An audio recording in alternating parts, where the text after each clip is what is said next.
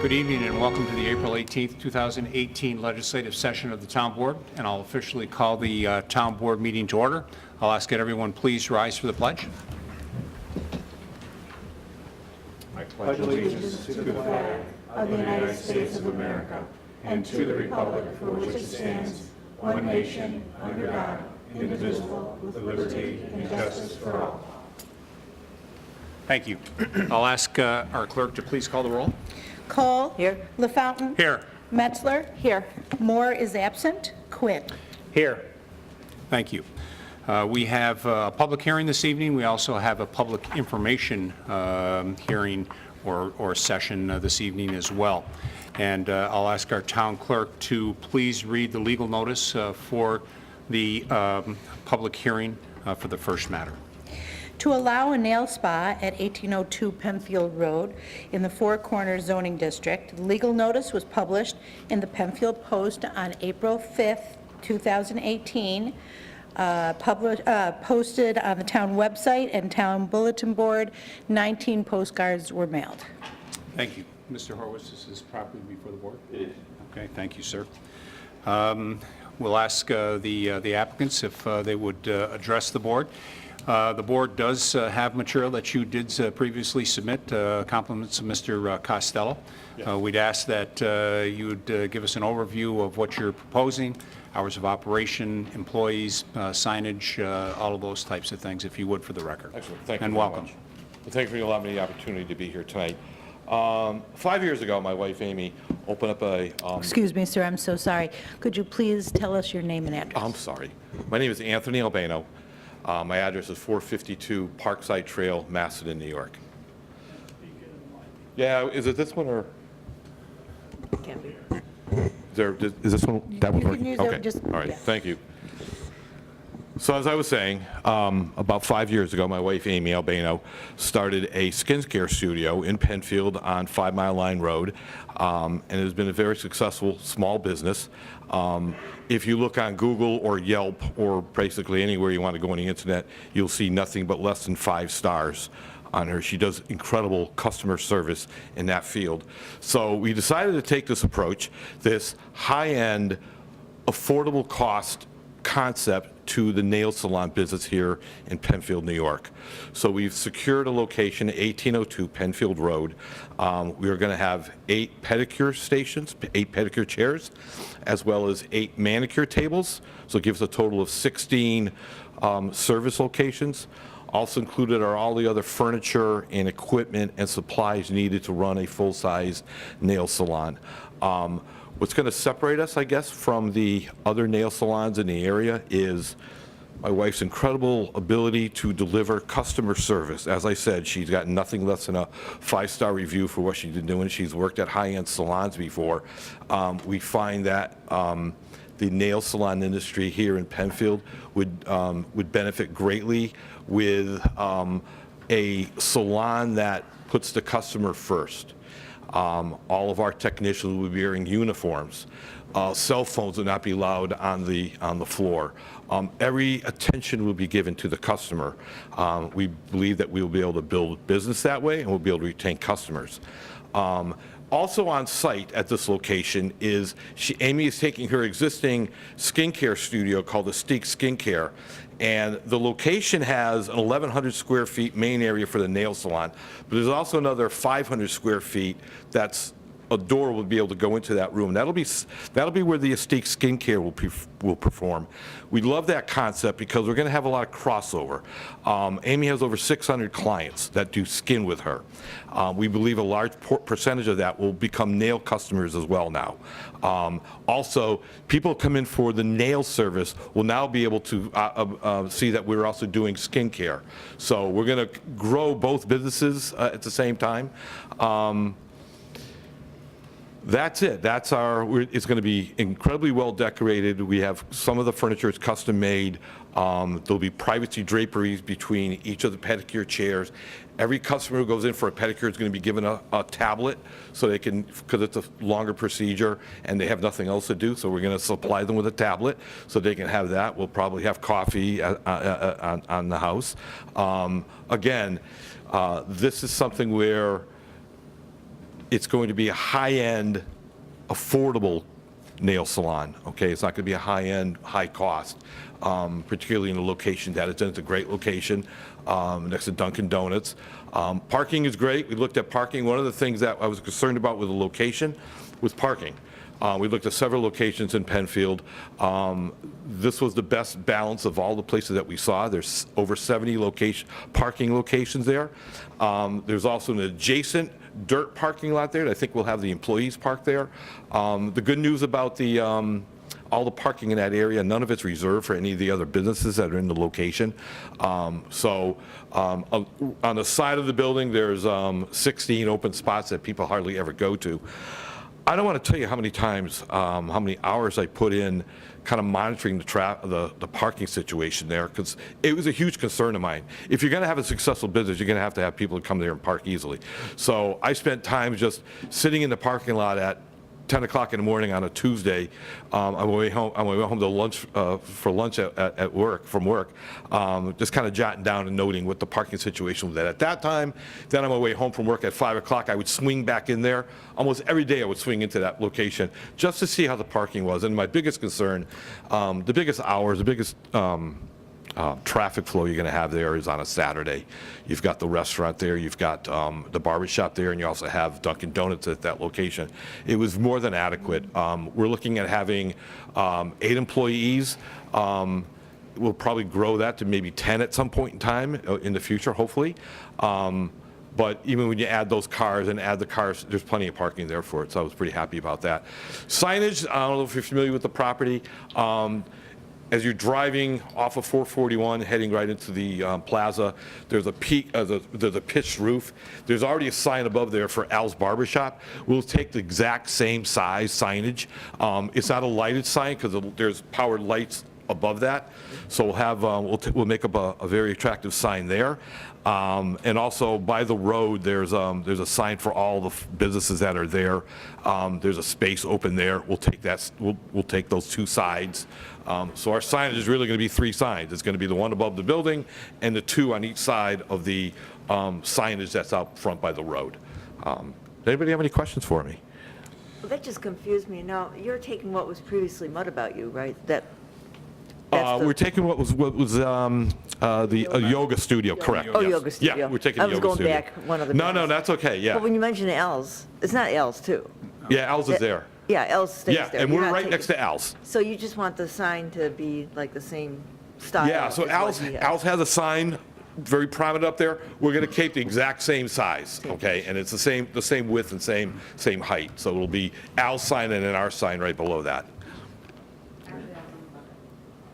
Oh, I don't believe so. Oh, okay. No, ours will be below the Al's sign. Do you have a rendering of anything yet? Do you have a? We're in the process of finalizing the logo, but it's going to be, kind of blocky letters, just, attractive, but nothing, no graphics whatsoever. It's just going to be, in text, Indigo Nail Spa. Right. So you mentioned 8 employees, but how about hours of operation? What days and what That's a good time? point. Actually, I'm going to defer to my wife because she's going to actually be the one being there all the time. Hello, I'm Amy Albano. So Amy, so if you just pull that mic, there you go. Thank you very much. I'm Amy Albano, and I also reside at 452 Parkside Trail, Massachusetts, New York. So eventually, you asked me about employees, correct? Hours of operation. I'm sorry. So hours of operation are going to be Sunday through Saturday. Sunday, Mondays off, Tuesdays through Saturdays, probably 10 to 6:30. However, my aesthetic business will probably run till about 9 p.m. in that same spot, because I will not be able to run both businesses simultaneously. So I will have to actually have like a 3-hour separation to take clients at night for my aesthetic business, which I solely practice and will continue to do so. There will be no employees added to that, though it will be in the same location. And then, and again, the number of employees, I know you had talked about 8 stations, 8 chairs. Number of employees, including yourself, total? Total will be about 9 at max at this point in time. And I do have a rendering of our logo, so if you'd like me to forward that to Jim, then he can forward it to you. That would be great. Absolutely. That would be Yeah. great, thank you. You're welcome. But you're going to use you'll use the same box or the same frame, if you will, that was there. Correct. And just fit it, which that signage for that plaza. And so I just want to make sure for those that are listening in, I know you're here for another matter, but this is the plaza right behind the Dunkin' Donuts in the Four Corners that has Alfarber, Hunghwa, and they're looking to bring their business into that particular location. So if I could just go back to the hours of operations, if I could. So Mondays are off. Yes. Okay. That's, to put it simply, yes, that's it. Okay, so Monday's off. And then what's the latest in the evening? That I will be I will Yes. be solely there probably from 6 to 9. We'll 6 probably to 9. close at 6 to 6:30, and then I will be there solely in practice till 9:30. Okay. Not every evening, let me clarify that as well, probably 4 nights a week. By appointment only, Correct, it's always by appointment only. My part is, yes, the nail salon will be walk-in and appointment. However, my aesthetic business is by appointment only, will continue to be that. Understand. Do you have a lot of retail with the skincare? Do you sell No, product? I have some, but very minimal, yeah, not a So I lot. don't anticipate deliveries of any sort, modest, small deliveries. Very small, and actually, they'll be going to our home, and we'll be transferring them most likely to the store. You're good. Okay.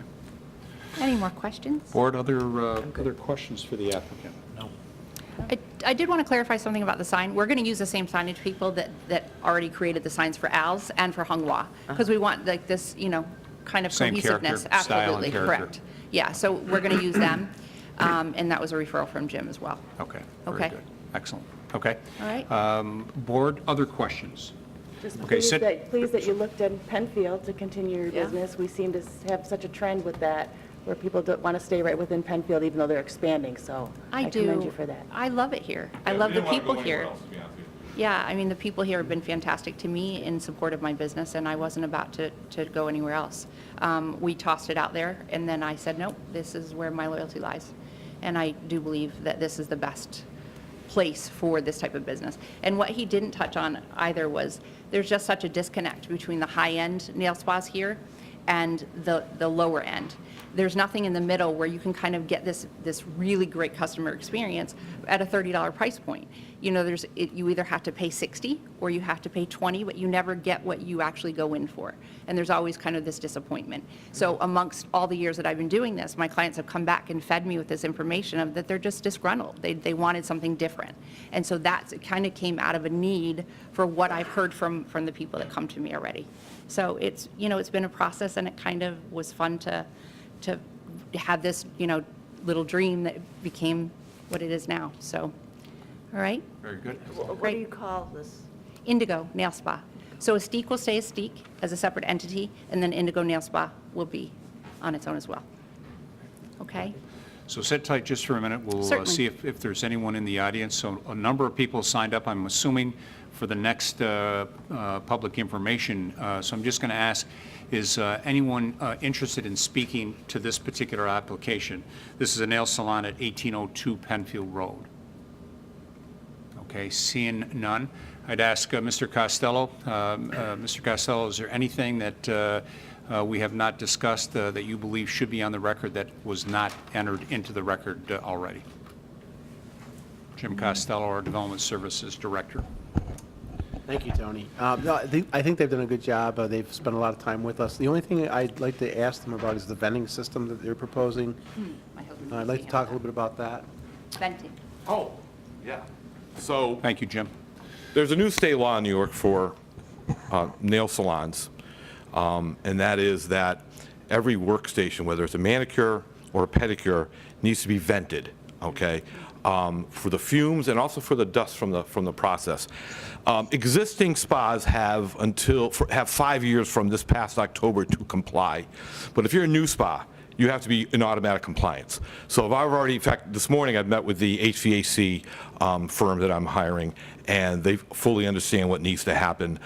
They have all of the specifications from the state of New York. But I believe that once that's complete, we'll be the only nail spa, at least in Penfield, that will be fully compliant with the law, because we have to be, because we're we're brand new, we have to comply with the law. So every station, all the equipment we bought had the pre-venting already built into it. We just need to take it and with ductwork and send it outside the building. That will be in compliance with the state of New York. So thank you for that. Great. And it also protects our employees, and it, most importantly, it also protects our clients. So you don't have that inhalation and all that damage that can happen. Okay, So- very good. Thank you. Board, one last opportunity for any questions, comments, any items additional besides the sign rendering? I'm just going to say that I've had one facial in my life, and Amy did it. And it was fantastic, and I do plan to Thank you. come to the new spot. Thank you so much. Thank you, I appreciate it. I should have said Thank her. you. Why didn't me go up? Because I get too nervous, all right? Thank you. So seeing no other questions or comments, I would ask the applicants, any additional items that you would like to add to the record that we haven't already discussed this evening? No, I don't believe so. Okay, so let's talk a little bit about next steps. The next opportunity that this board will address this matter will be next Wednesday. We'll do it here in this room at 7 p.m. We'll be at the back table. You're welcome to join us for that discussion. However, I would also encourage you to take a look at the agenda on Friday afternoon, just to make sure it's on the agenda. I have no reason to believe that it will not, but I always encourage folks to take a look at the agenda. That'll be available online on Friday afternoon. Great. All right, great. Thank you for coming in. Appreciate it. Thank you. This will officially close this public hearing. Move on to the next item. I'll ask our clerk to please read the advertisement. To consider the development of 20 townhomes on 10 plus or minus acres at 1725 Scribner Road. The legal notice was published in the Penfield Post on April 5th, 2018, posted on the town's website and bulletin board. 95 postcards were mailed. Okay, thank you, Amy. As the applicants are getting ready, I would like to just make a couple of comments. First, the advertisement that went into the paper identified this as a public information meeting. As a public hearing. On our website, it was also identified as a public information center meeting. And the postcards that went out indicated that it was a public hearing. So this is not a public hearing this evening. This is actually an opportunity for the applicant to present his concept to the town board and to the neighbors, and the neighbors for an opportunity to provide us some feedback. The board had an initial discussion with the applicant back on January 24th. The board felt that it was important before we went further to bring it to the public, to give the public an opportunity to talk about this, ask questions, raise any concerns, questions, et cetera. So with that, Mr. Baker, if you're ready, if you go ahead, please give us a lay of the land. Okay, I'm Walt Baker with DSB Engineers and Architects. Our office is at 2394 Ridgeway Avenue. With me tonight is Mr. Stephen Philippone, the owner of the property and the builder. He's Redstone Construction, house building. And as the supervisor mentioned, we're here tonight regarding the property on Scribner Road, which is 10 plus or minus acres in size, and it's zoned R120. And I posted that aerial photograph with two different concepts on it, because what we're doing tonight is, like I mentioned, it's zoned R120.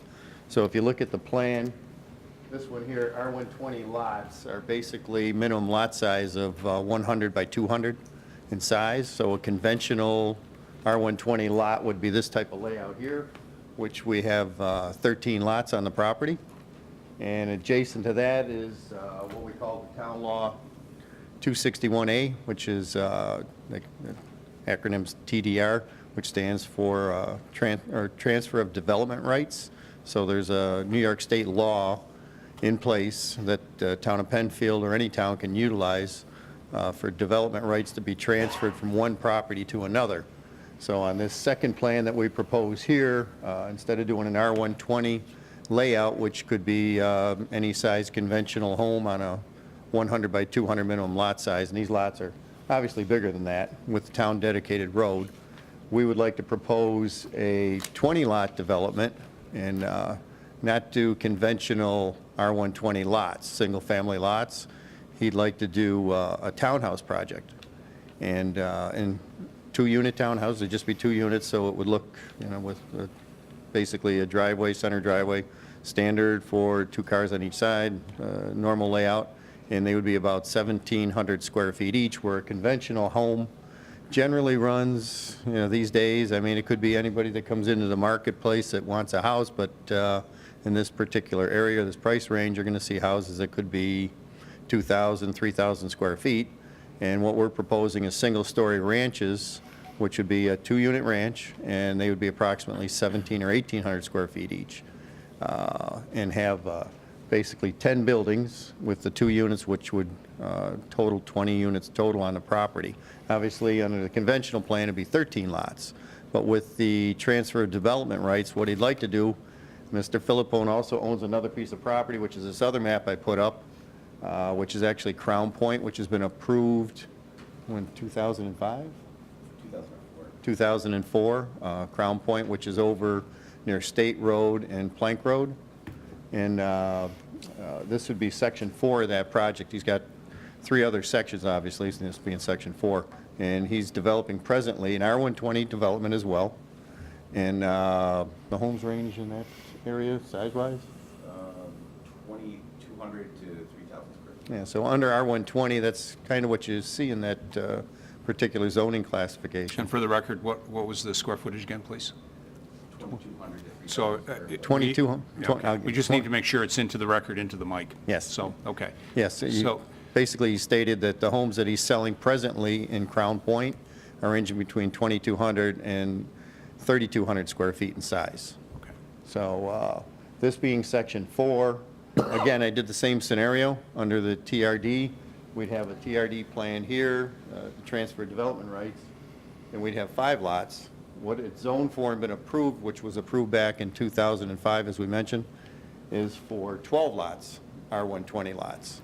So what we'd like to do is transfer 7 lots from this project to Scribner Road project, and basically utilize the TRD. Again, you can see it preserves, our intent is to preserve as much of the open space as we can, and obviously provide a different market with the townhomes.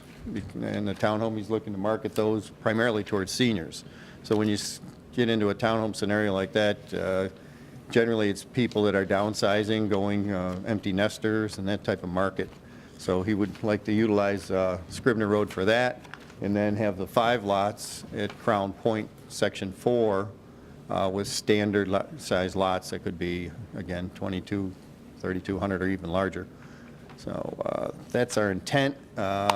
We did also topo the site. I do have a topographic map of the property, and Stephen and I both walked the property yesterday right after the rainstorm, which occurred Monday, and I wanted to see how the land was after the rain. We were going to go out Monday, but it was a little wet, so we waited till Tuesday. And I did bring photographs of that trip we made out there yesterday. And you can see this is Ross Brook Creek, or Ross Brook, which is actually a creek. It's well defined. It was flowing, but it was flowing well. I mean, you can see from the photographs that it's not exceeding its banks, and it doesn't appear to, from the vegetation on either side, that Ross Brook does have any type of drainage issues.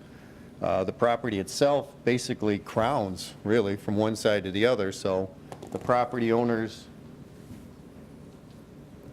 with the topographic map, you can see Orient North is up, obviously. But, so yeah, if you, north being like that, the property looks like this. So you come in, and the property actually crowns off, and there's an existing town property that goes behind the homes adjacent to us to the west.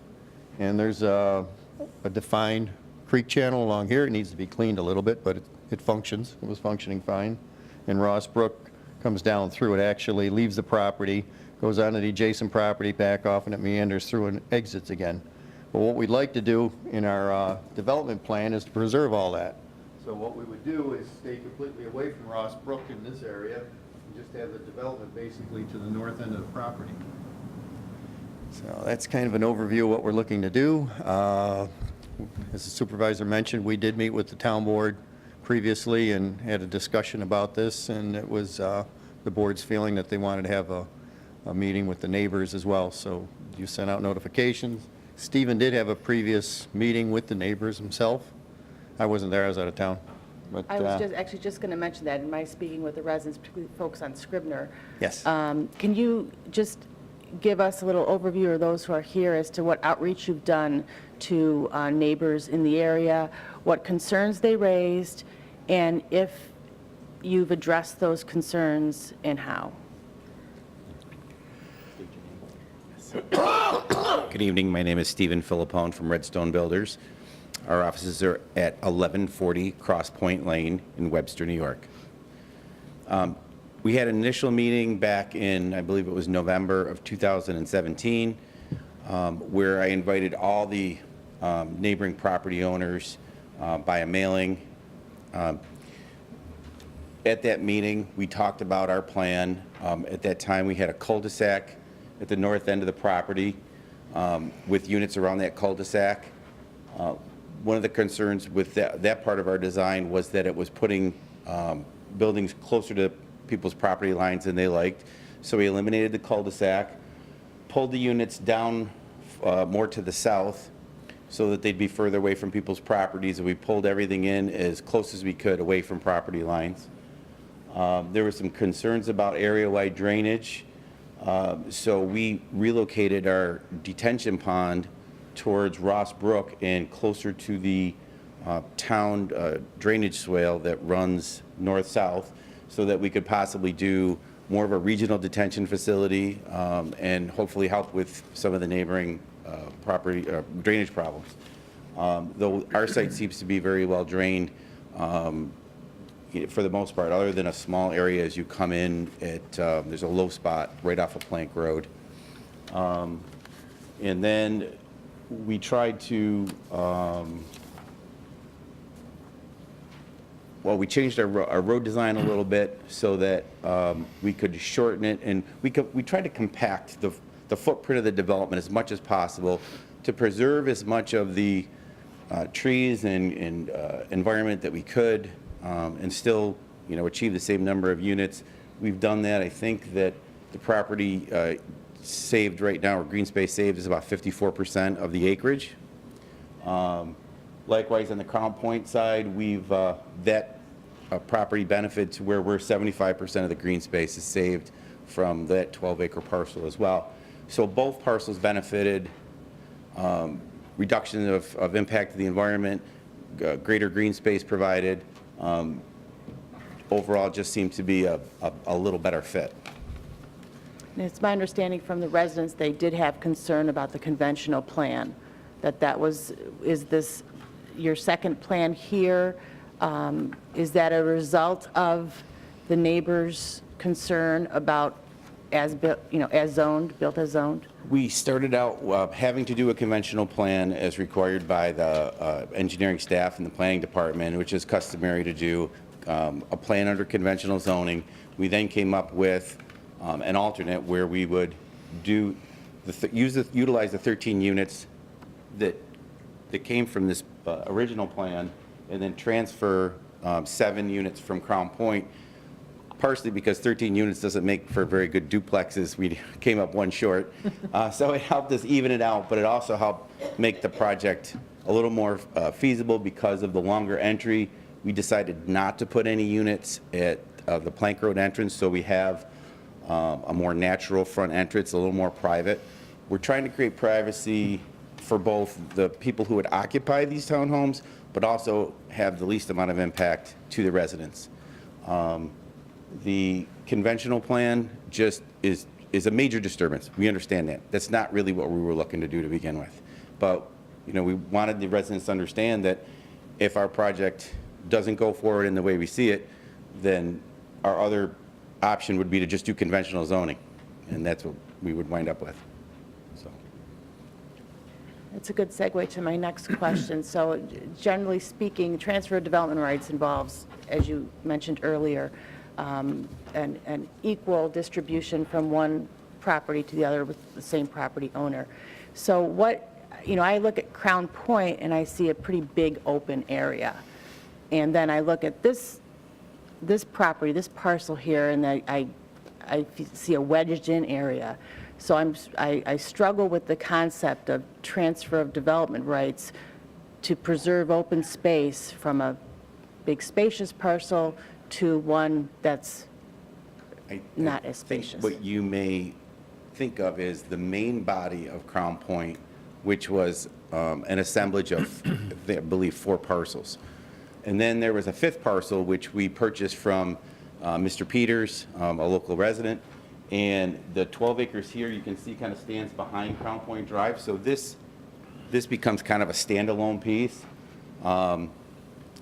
During the planning process, we were told that we should have a second remote egress for the entrances and for emergency vehicles. We had proposed Kings Mill, which currently exists. We were given a lot of negative feedback about that, so we sought to accommodate the planning board's request. We bought this 12-acre parcel, had a connection to Crown Point, and then at some point, for a reason still unknown to me, the link between the main Crown Point development and this 12-acre parcel was severed, and we were told they didn't want them to connect anymore. So now we wound up with a 12-acre standalone parcel that we could do 12 units on. That is quite wooded, actually. I wish I had brought some pictures with you or for you today. So this area here is not like the main part of Crown Point. And that's why we're trying to transition from the larger, more dense development of Crown Point to less density. And then this is all wooded area here. This is the 1,000-acre swamp through here. If you look at aerial photos, you'll see that this is much more of a natural, undisturbed setting back in here, and is a nice transition between the more dense development of Crown Point.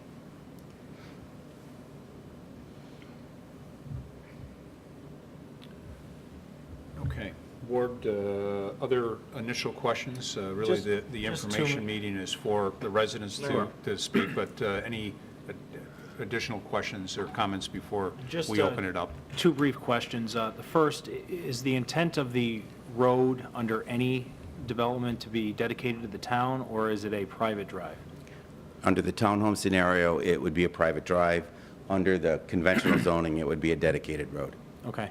And then the second question I had is, if you look at the conventional zoning, how would you even take Ross Brook into account, or the drainage area? I mean, it looks as if to the southern half of the property, you have the natural flow of Ross Brook. On the conventional, you have 6, 7 homes there. So, I mean, how would you even take in the drainage of the waterway into account? Well, Ross Brook actually runs east and west and then starts to turn and go north and south. So you can see it better on this map here, where it goes across and then kind of cuts over and then runs along the property line here for the most part. So through the use of culverts and, certain allocations of land between lots, it will not be a problem to put lots there. All right, thank you. Just briefly, Mr. Supervisor, there's concern here. Obviously, there's an elementary school across from, on Scribner, and a middle school. And I see that, your entrance is there off of Scribner. It looks to me like it's right smack dab in the middle of school traffic, as well as traffic coming north-south, south-north off of 286. So what type of studies have you done, either at least preliminarily? Were any concerns for traffic raised by the folks on Scribner Road? There were several people that raised concerns about traffic related to Scribner Road. What our findings are at this point, and we have not done a formal traffic study. This is normally a very small project, frankly, compared to And very preliminary. to We know most. that this is Sure. information only, no And applications. projects this size typically aren't required to do traffic studies. I think Mr. Costello, usually, what's the number of size of development that a traffic study would be required for? Well, Mr. Costello, Okay.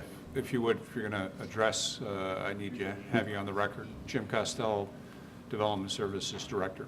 It would depend on the size of the project. Usually, for instance, Crown Point would require a full impact review with the traffic and drainage issues, which you did.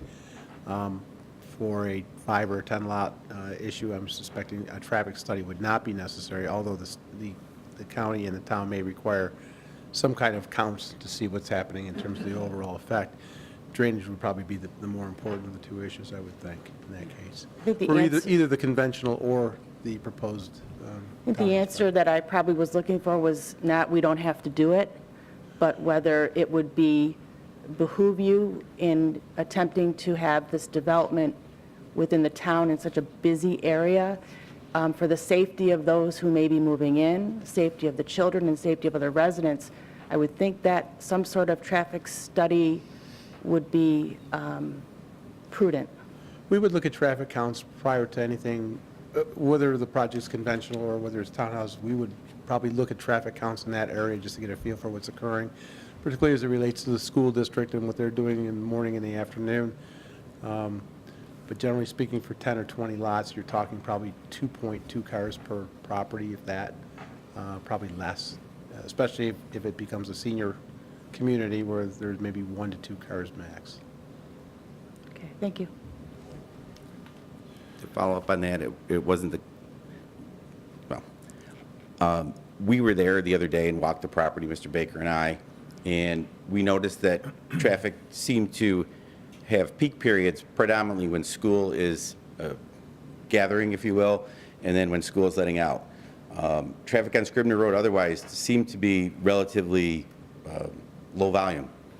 So we don't believe that, a senior type development of townhomes that we propose would put as much traffic as a 13-lot conventional development might put on there, considering that there's a lot more trip generation among families, people taking their kids to sports practices and karate lessons and skiing and all the other family activities that seem to generate much more trips than you would see from a senior community.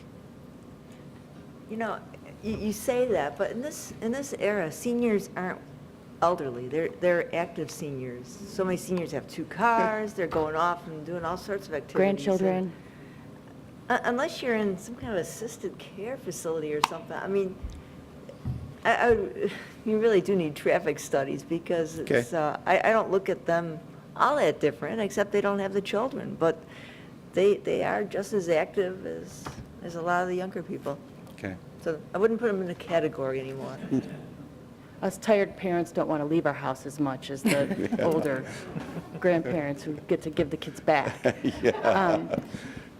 The only other question I'll ask before we open it up is, we haven't mentioned price point. This is somewhat premature because this is only informational only, but tell me what your anticipated price point is for each unit. We would anticipate starting right around $300,000 and up.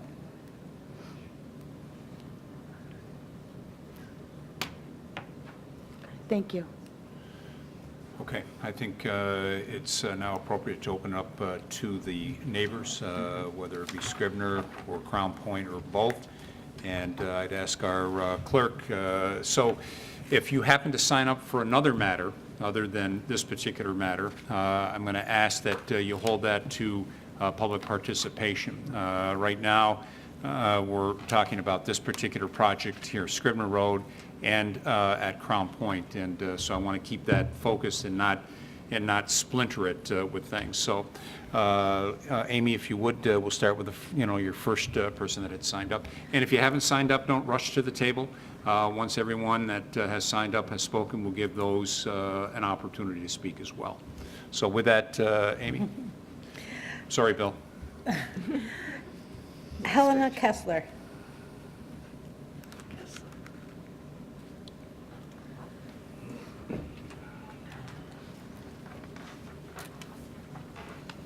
Elena, welcome. Hi, how you doing? My name is Helena Kessler. I live at 1719 Scribner Road, and I certainly had a vested interest in this project. And I can appreciate the needs of the developer, et cetera, but I ask the board to please take our concerns into consideration. We don't have lawn signs. We don't have a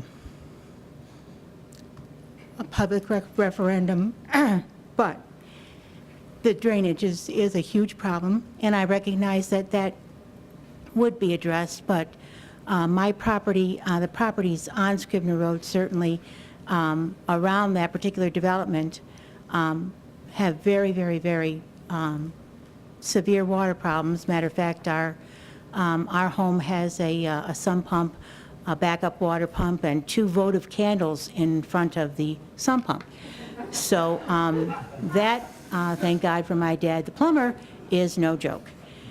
And I'm glad that they did walk the property. I'm astounded that they felt that there was no drainage issues, because there's a duck floating around my backyard, and my neighbors as well. With that said, on the solar stop light flashing at the school, on a level, people do not even back off the accelerator. I mean, that literally, I wrote a letter to Sheriff Flynn. I unfortunately did not get a response. I've written a letter to Sheriff Baxter with regards to that. We need help with that. God forbid anybody takes that flashing light into consideration and actually does step out. They're not even backing off the gas. Getting the mail can be a life-threatening situation. To say that this development would be just for seniors only, it's kind of a silly statement. Those are expensive homes, $300,000, and so it just depends upon who would like to live there. I am mostly concerned about being held hostage, where if the town doesn't approve this transfer of rights, which I've never heard of before, but obviously I'm a novice with regards to this, the transfer of property from one to another. Let's just take this sliver of land, 10-plus acres, and do the most appropriate thing for the developer and certainly the people that live there and the neighbors that have been there for the many decades that this has been woods, basically.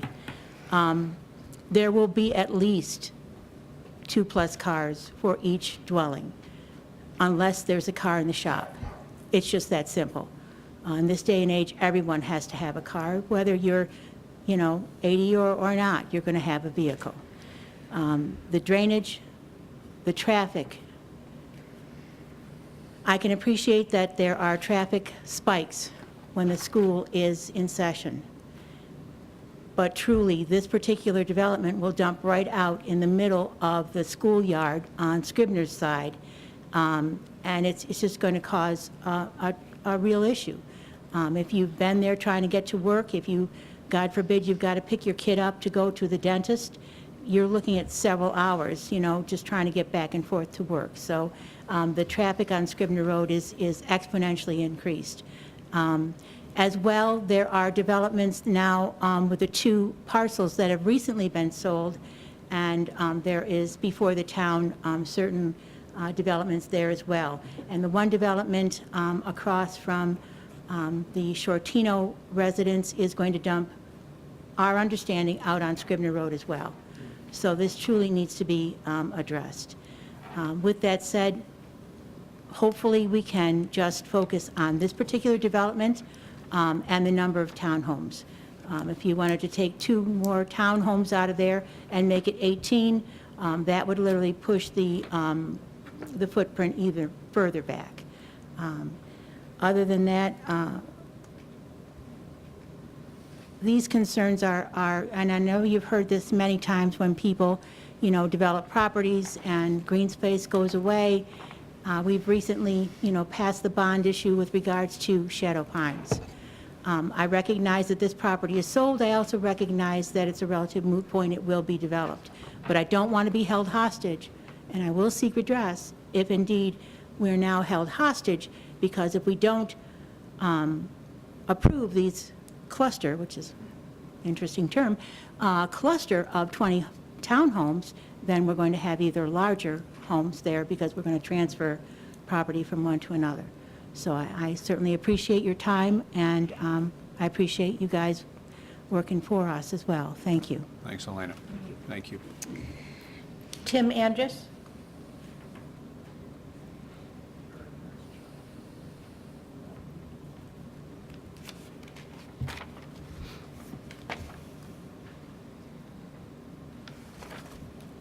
Welcome, Tim. Thanks. Tim Andrus, I live at 6 Treetop in Penfield, which is right here. So right behind it. We came out and met with Steve 5 months ago or something, and he went through and looked at the thing, and as she mentioned, it felt like we were sort of held hostage is an interesting term, but the single-family houses seemed a lot more invasive, perhaps, than the townhouses, especially because the people on the southern half aren't affected in any way. My concerns are more about privacy and how we address that.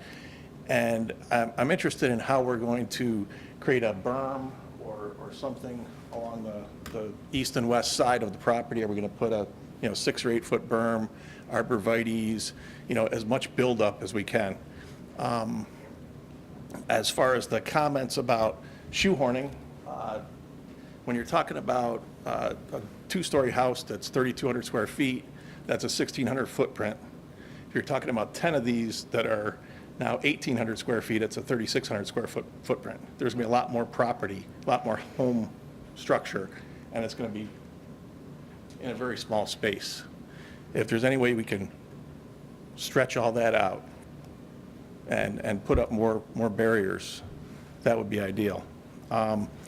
Second thing is on drainage. I'm sure there's people that have a lot more drainage issues than we do, but I was wondering if the builder or the town is going to wipe through that swale again.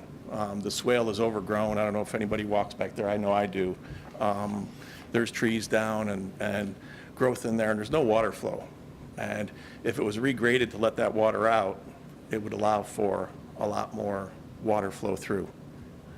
And then the last thing is, again, if we could push the dog bone back off of the lot line, I don't know if a 10-foot setback from the north end of the lot is sufficient. That's all I had. Thank you for your time. Thank you. Thank you, Tim. Melissa Brown?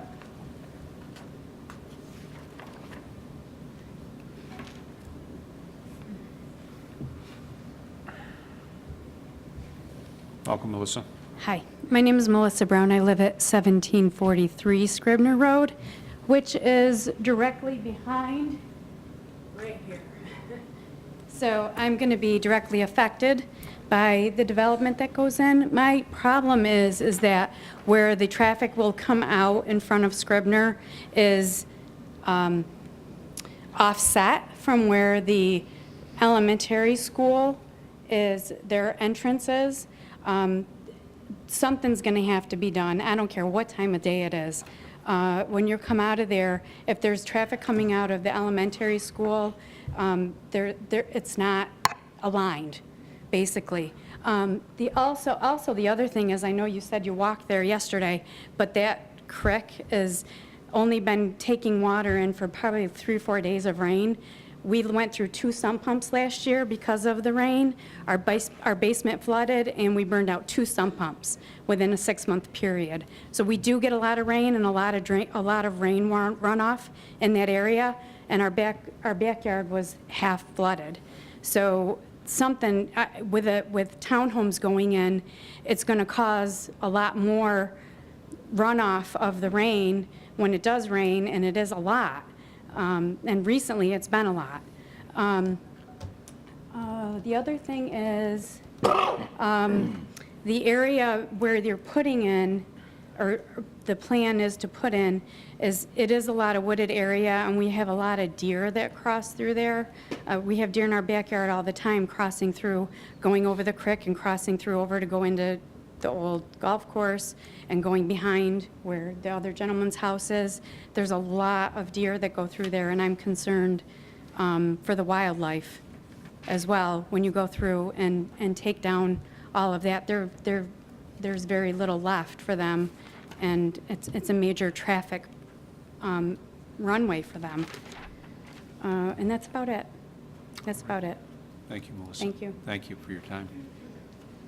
Susan Kavanaugh? Sure. Welcome, Susan. Hello, thank you. I'm Susan Kavanaugh. I live at 15 Vixen Run, which is a property that is adjacent to Fallbrook, the property that's directly affected by this development. I actually have a couple of questions, and I'm wondering if I may address the developers as well as the board. Is that okay? So address them to us, and then Okay. we'll see where we go from there. So it's my understanding that there was, at some point, a meeting of various residents in the area that were affected by this development. My question is, how many residents were advised of this meeting, and how many were actually in attendance? And give me your second question, and then The we'll... second question, well, it's more of a statement, is Okay. that I'm aware of several people in that neighborhood, because it's my development, and I've got a lot of, neighbors and friends in that neighborhood that were not invited, that specifically are directly affected by the development that's about to occur, and I'm curious as to why that happened. Okay, all right. Mr. Philippone or Mr. Baker, would you like to highlight, if you would, please, what your process was and who you reached out to? When we first talked to the planning department, engineering department about this, they gave us a name of people who were directly bordering the property, or I should say the town, that Gore. So it would be these homes here, and the homes along Scribner, to the north. We didn't, if you weren't directly adjacent to those areas, or you were further in the neighborhood, we didn't send you notice. That was just at the suggestion of the meeting that we had here at the town. So, Okay. And I just would like it to comment that regardless of what he said, there are specific people that live on Fallbrook Circle that were not invited to that meeting. So I just want to make that very clear. That could not be here this evening, but I think it's important to note that. Okay. And I'm not going to get into the logistics of why I think that occurred, but I think there's a reasonable explanation for it, and it would stand to reason to me that they were left out of the picture because of their last name and the popularity that they have in this town and this county. So I just want to put that out there. That's the first thing. The second thing is, can I ask, I have not been able to get full clarification on whether or not this property has in fact been purchased. Is it purchased? Is it sold, and has it been purchased? So I'm going to look, He's speaking. Okay. so yeah, Speak so into the if you, microphone, again, please. for the record, Mr. Philippone. we closed on the purchase of the property in February of 2018. Can I have the exact date this was closed on? Public record. I don't know the exact. Okay. Because I can tell you that some of the town board members that I actually asked directly didn't even know if the property had been officially purchased. Yeah, and we may not So that's of necessarily... concern to me. Yeah, we don't know. Who oversees that? You can sell, the town doesn't control property that folks elect to sell or purchase. I mean, that is between individuals. So it does not require the town to approve the sale of a piece of property. But my question is, who sold that land to the developers? Was it a So whoever- resident, or was it whoever the- town property? It was whoever the previous owner was. And I can't tell you who that is, Mr. Philippone may. It was not town property. Okay. It was not town property. Okay. Also, I would like to address the traffic issue one step further, because we talk a lot about the traffic situation that we have on Scribner Road. What I haven't heard anybody talk about is the Atlantic Avenue traffic. The Treebrook folks, Fallbrook folks, all of us that live in that area have only one egress out of that neighborhood, and that is Atlantic Avenue, which if you travel down Atlantic Avenue during the very busiest times of the day, that are the early morning hours, sometimes the midday, and most often the evening hours, it's a nightmare. It is particularly a nightmare at that four corners of Scribner, Wayland, Atlantic Avenue, which we don't have a left turn signal going in all four directions, which we desperately need. That's one major concern, and there are a number of accidents that have been reported that have happened directly in front of our development over the course of this past year alone, that a number of us have bore witness to because of the traffic situation, because of the sun glare that causes people to not see oncoming traffic as they're making a left-hand turn directly out of our development. So it's not just a Scribner Road traffic problem, but it's an Atlantic Avenue traffic problem. So I don't want to ignore that as one of the issues. We went through all of this with Shadow Pines, as you all know, my involvement in that. I don't have to rehash that here. I'm adamantly opposed to development in that area, no matter what we do and no matter how we do it. We are a very dense area, and developments like this, whether they are townhomes dedicated to senior living or regular homes dedicated to a younger audience, I can tell you that the traffic is going to continue to remain a problem, and something needs to be done if this is going to go forward in the intent in which it seems to be going forward. So I'd like to make sure that we have that as a topic of discussion going forward, depending on how this sort of hashes out. I think I had one more question, and I'm sorry that I lost it.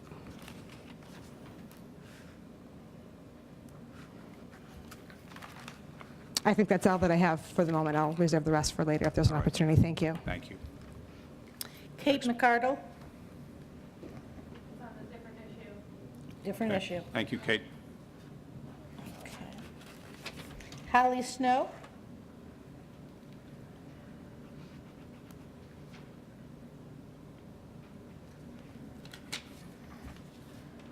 Hi, welcome.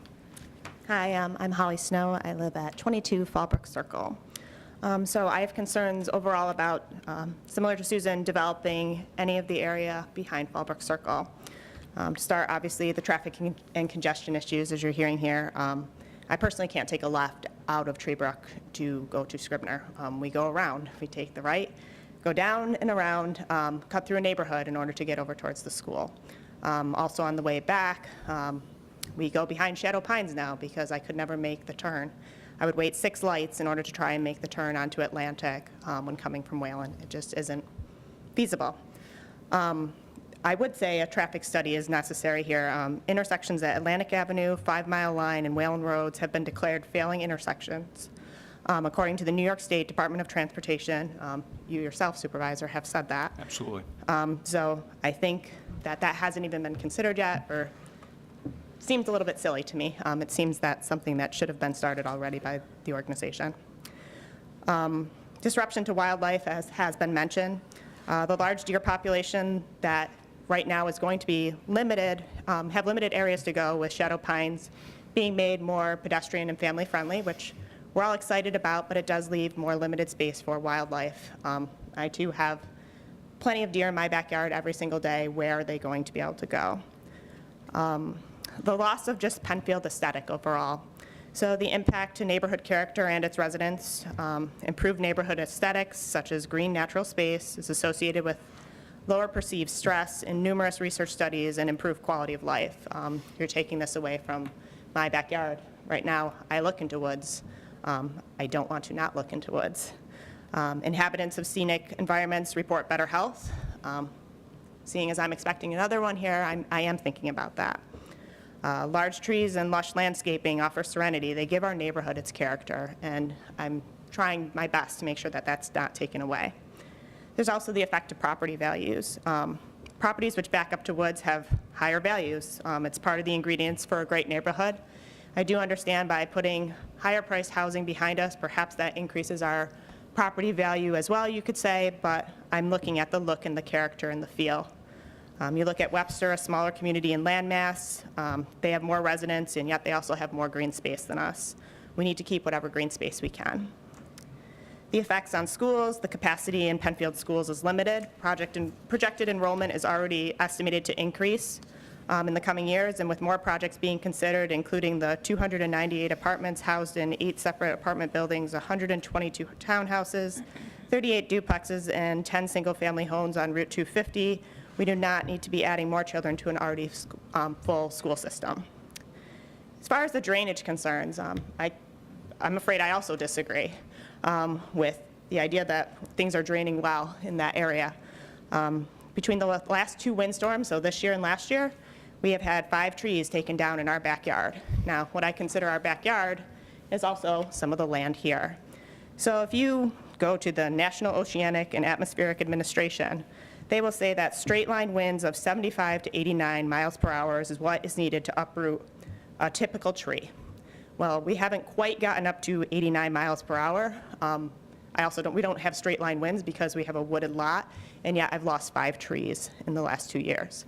There's severe drainage issues back there, and now you add more to that area. Where is the water going to go? In other people's backyards, more tree loss. Thankfully, none of these trees hit our house, but that could have been severe damage as well because of the fact that there's standing water back there.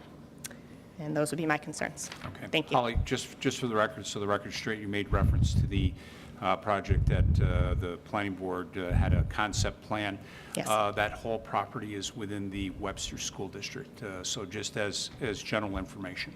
Okay, thank you. Okay, yep. That, I don't want to downplay the project or the size of the project or anything like that, but it is all 100% in the Webster School District. Perfect, thank All you. right, yep, thank you. Okay, I have someone here, I can't read the last name, Jim Boxamuth, maybe? So we got to have a Jim? Jim? Oh, Jim, you got another, Jim Bauman? You got it? Oh, Jim Bauman. On another matter, okay. Okay. Got it, it's thank you, Jim. Bauman. Okay. Ruth O'Brien? It's a different issue as well. Okay, great, thank you. Thank you, Ruth. Then that's all I have. Okay. So those are the individuals that were signed up. Anyone that did not sign up that would like to speak to this particular matter, Bill first, then Sir, number 2 after that, if you would. Can I go first? Sure. Please, please, please. Oh, wait, sorry, he's on this issue? This issue. We're on Just this this. issue. We're still on this issue, Kate. I was trying to budge. No, I understand. I understand.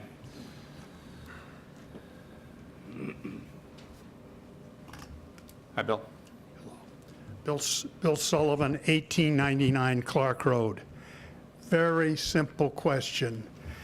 Is there any stone dolomite substrate under this property? I don't know the answer to that question, and I'm going to look to the engineer and developer to see if they've done any testing or checking of that. Okay, and So- of course, that could relate a little to the drainage, but Understand. I just don't. I want to know that 10 feet down, there's no dolomite. We did test pits in a number of locations. Those test pits showed that we didn't hit rock until we were at about 12 feet. There was some varying depths, but 12 feet was the average depth. And for the record, most of Penfield has dolomite below the surface. Thank you. Thank you. Bill, thank I'd like you. to can I address one other comment that was made previously here with regard to the claim that we... So this is what I would like to do. I'd like to go through. I'd ask that maybe you capture that. Let me go yes, back. okay. And you'll have an opportunity to make some additional comments as well. So, yes, sir, if you would, please. And then after that, Bob Peterson. So, yes, sir, welcome. Good evening. I'm Bob Ansaldi. I live at 10 Oatesfield Circle, which is up here someplace. Couple of quick, first a question for the town. Without the cul-de-sac, isn't that going to be a problem for the fire trucks to come in? There's not going to be any way of turning around and things like that? So that's one question on, with the elimination of the cul-de-sac, so it's like to have that addressed. Okay. Would like, regarding the drainage issues, one of the gentlemen mentioned the fact that it's all clogged along here, along the back. I do wonder if that's the cause of the drainage getting worse in the Colts Run development. And behind our house, the swell seems to be backing up. It goes underground, but it seems to be backing up more and more. So now I'm wondering if that's what is causing that. I'm not sure exactly how the drainage all goes. And then one quick comment on the all the comments of traffic. Anybody who thinks that making a left-hand turn into this development at 7:45, it's going to cause a major issue. It's going to basically be gridlock, because all the buses, all the cars are going to be, cars aren't going to be able to move, the buses aren't going to be moved, and everybody's just going to be stuck for a long time if anyone's trying to make a left-hand turn. So the more houses in here, I think the more of a problem we're going to have. So, thank you. Okay, Bob, thank you very much. Bob Peterson.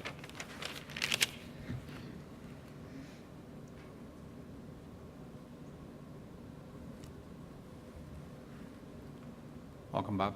Good evening. Bob Peterson, 1931 Clark. My question is about the mechanisms that's being used to do this, transfer of development rights, as opposed to using Town Law 278, which allows clustering of the single-family homes. Why is it not being sought to cluster these homes under Town Law 278, which allows single-family homes to be put on smaller lots, averaging out the green space, getting your one house per half acre? Sure. I'm not going to speak for the developer, but again, the idea of transfer of development rights is moving units from one site to another site so that you're lessening at one and increasing at more. And my sense and my belief for him wanting to do that is to increase the density at that location. Well, the density isn't increasing because there's 20 units and 10 acres, whether it's, I think the issue is whether it's townhomes or single-family residences. True.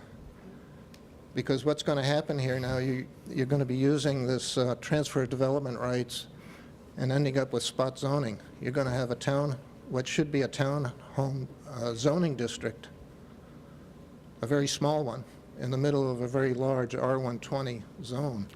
So isn't this a net result? You're skirting the zoning laws? There is the opportunity, there is the opportunity under state law. The town does not have anything on the books for transfer of development rights today. So that in itself is another discussion that will need to take place. It seems to me if you're going to, the town starts using transferring development rights around the town, you ought to have an ordinance in place that describes the purpose and the mechanisms and how to implement it, because this opens up, I think, a can of worms where you're going to have spots of this, spots of that, scattered all around town.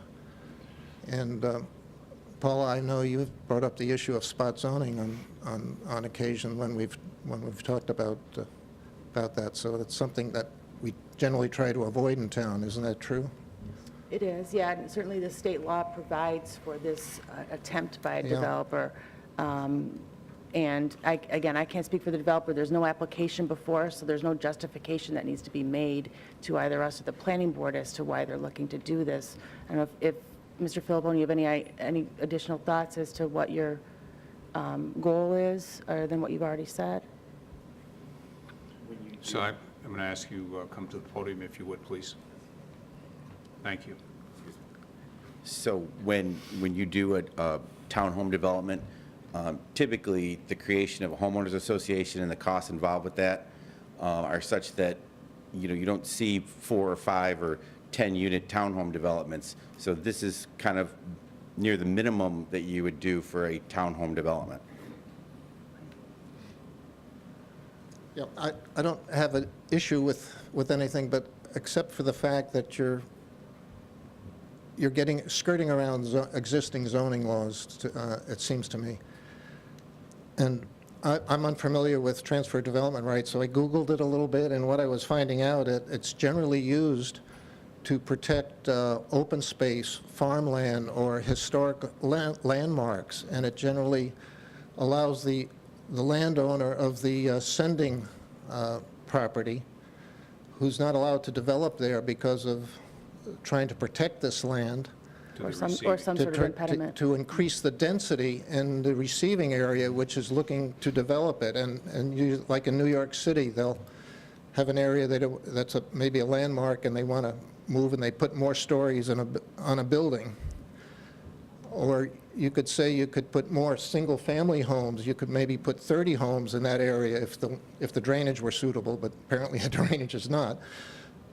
But I haven't seen any evidence in what I've examined online that it's used to change the nature of the building or the type of zoning. So here we're trying to transfer development rights from one R120 zone to another R120 zone, but we're going to put townhomes there. So I don't get it. But that's just the question. And I bring this up because if we start doing this and developing our town that way, we might as well throw the zoning ordinances out. Yep, absolutely. Okay. Thank So, as I said, there is, this town has not done a project with the transfer of development rights that I can point to. And so I can point to about 40 years, and I'm guessing prior to that. It might even be good to have a nice townhome development there. I can see that because the density's not exceeding the density that's allowed. And you would want to cluster it, given the drainage situation you have there, but I just ask you to consider what sort of Pandora's box you might be opening up on this. And I think that's part of the vetting out process for the information meeting, Bob. So thank you for putting that into the record. Let's see, this gentleman, and then you, ma'am, if you would, and then ma'am after that. So, yes, welcome.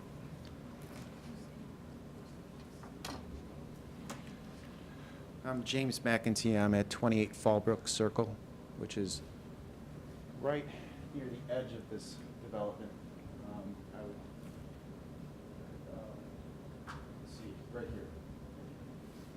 So it would be affected significantly by the first plan, but will also be affected by the second plan as well. I'm going to kind of reiterate some of our concerns with the wildlife. I know it was touched on with the other residents, but we have a significant amount of wildlife, including groundhogs, and I got a fox that's in those woods. I got little kids. Right now, we try to avoid. I'm trying to keep them out of my backyard, but I'm afraid if this gets cut in half, I guess my question really will be, what is the developer going to do about the wildlife that's going to get pushed further into our backyards with our little kids? So that's one of my concerns. Sure.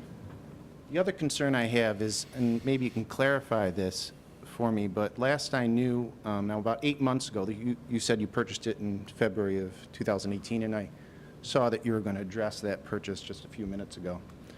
But I talked to the lawyer of the family last week, and he doesn't know anything about the purchase of that property.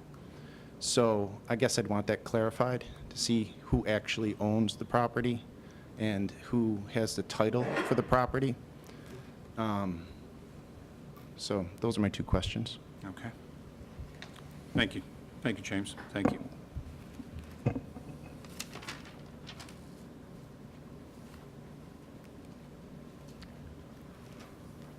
Welcome.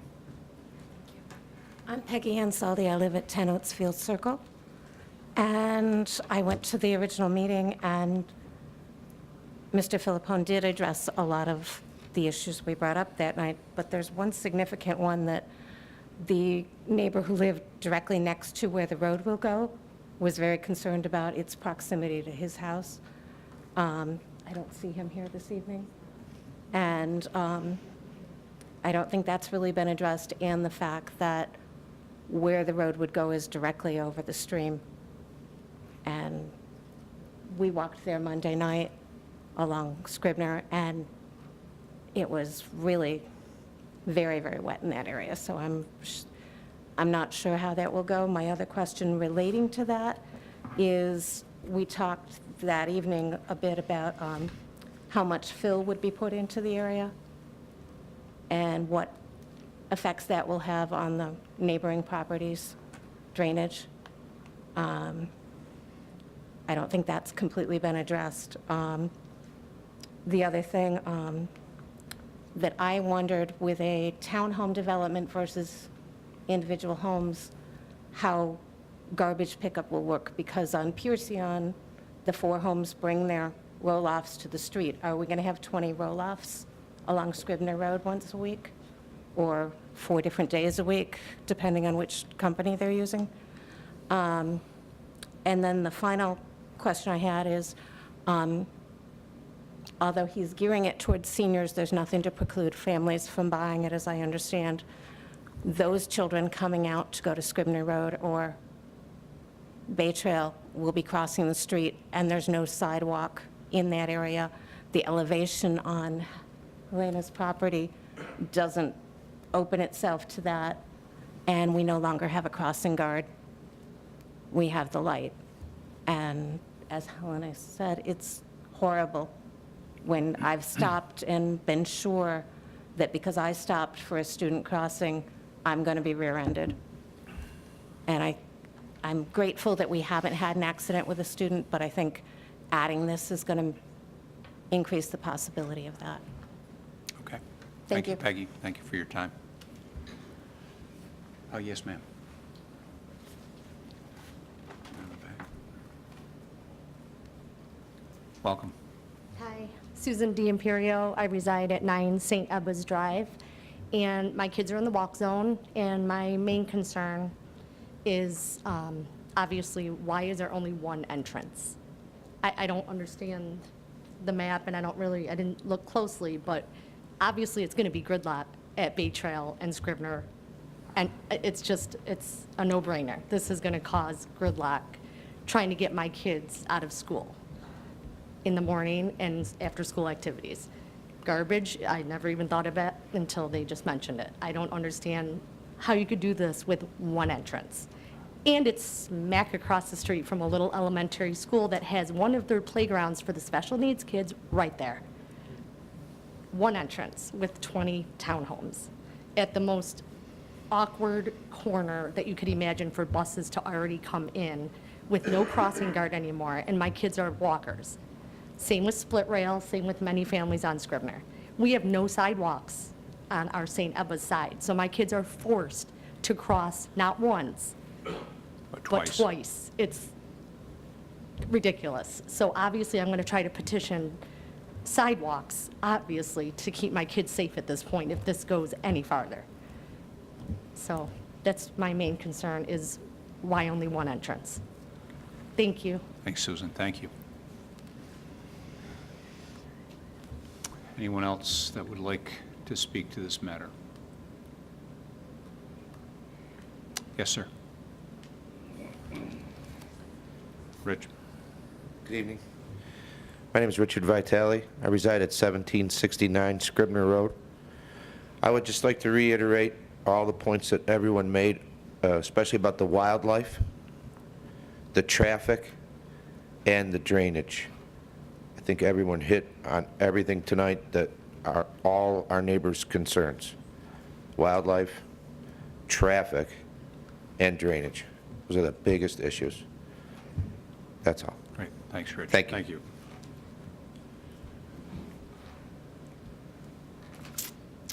Anyone else that would like to address? First-time speakers? Second-time speakers? Second-time speakers. Seeing no first-time speakers, no more first-time speakers, second-time speakers.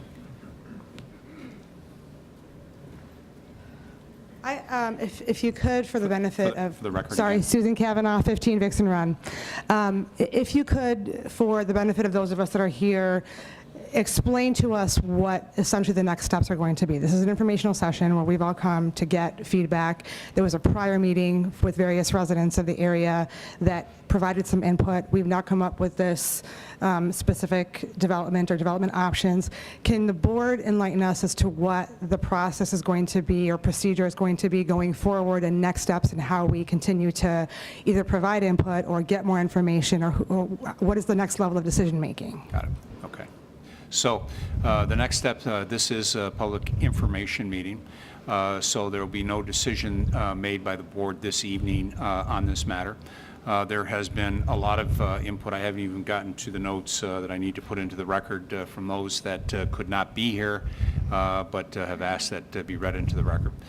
So the board has a lot of information to look at and digest. We need to spend some time having conversations with our town attorney as it relates to transfer of development rights. As I said earlier, the town has not done transfer of development rights in the past. While it is something that is permitted, allowed in state law, there's nothing that we've, one, done in the past, or two, we have anything on the books today. And so that's something that we're going to have to take a look at.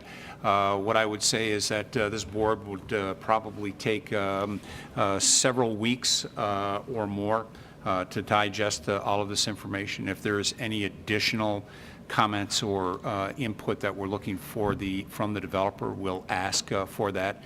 And then the board would then come back at a work session that we have in the back of the room on the second or the fourth Wednesday of the month, and then the board would indicate that based on what we heard, the input and what we've sifted through, we believe this is something that they should pursue, or no, it's not something they should pursue from a transfer of development rights. So that's the item that's on the table today. So if the board says no, they're not going to pursue that, then the developer will then take the next step in the process of, taking a look at that property and how he may elect to develop that property.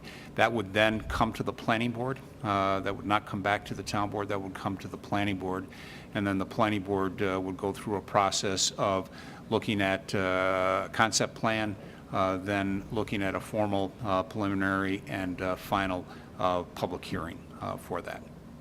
Okay, so thank you for that. Yes. I'll just leave with one comment, and I want to just remind this board as you go through this process that the residents have very clearly spoken about their feeling of future development, particularly in the area in which we're discussing. So I sincerely hope that in this future process, as this continues, that this board will take that under consideration as to what the residents have said thus far up to this point, and you all know what I'm referring to. That they are very concerned about continued development, particularly in a very dense area right near a school. So I just want to make sure that the board is reminded of that as you continue to move forward with this. Thank you very much. Well aware. Thank you. Okay, one last opportunity. Any first-time or second-time speakers?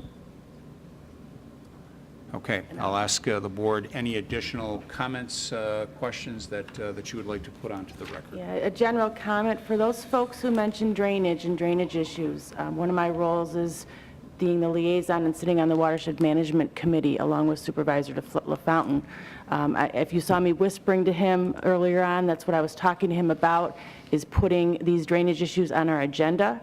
I'm going to be talking to the town engineer this week and seeing if we can get staff out there to take a look at what drainage issues there are, take a look through our files as to what the history is out there. So separate from this informational meeting, one of my roles is to certainly take concerns of residents with respect to drainage. Not a very interesting topic for some, but I've learned a lot more about drainage than I thought I would in my time on the board, and I actually think it's very important across town for all of us, no matter where we live. So what I will be doing, our next Watershed Management Committee meeting is not till June. We just had one, and our June meeting, I believe, is going to be our kind of trip around town. We take a look at drainage projects. I may ask for this to be looked at before that. Certainly it involves possibly having staff come out and look in people's yards and see what's going on. So I will be reaching out to our town engineer. If anybody in the meantime wants to make sure that I have your name and your address and your drainage issue, please email me at metzler@penfield.org. And I will make sure that your name and your address are forwarded to our town engineer and our staff, who know even more about drainage than I do. We certainly take these issues seriously, and if you have trouble sleeping and watch and want to check out the watershed management minutes and our meetings, we certainly have a good track record in the town of addressing drainage issues because they affect all of us. They affect a lot of issues for us. So metzler@penfield.org, and I will certainly keep you in the loop, or at least give you the contact person here at the town hall, and we'll see what we can do to at least start taking a look at that. Okay, thank you. I've got a couple of emails that have come in that I want to add to the record per the request of some residents in that area. This first one is from Carl Huber at 1500 Scribner Road, and he wanted to make sure that these brief comments were part of the record. A resident of Penfield living in Scribner Road for 11 years, drive past the school nearly every single day. I can't imagine the town should think of that they would have any more that he would not be in any more favor of 20 townhomes crammed across the street from the school than he would at the Shadow Pines private sale. We know from New York State DOT that traffic is already overburdened at Scribner Atlantic intersection. Adding more cars would make a failing intersection worse. The natural barrier of wild space of homes on Fallbrook Circle would be destroyed, crushing the appeal of life on a very private road. Green space and sound buffer areas are important. Environmental health, also mental health. I was ready to put my house up for sale if Shadow Pines went to private developers. I'll be considering it if this parcel is sold to more tacky buildings and irresponsible irresponsibility with roads. Penfield is supposed to be a town of planned progress.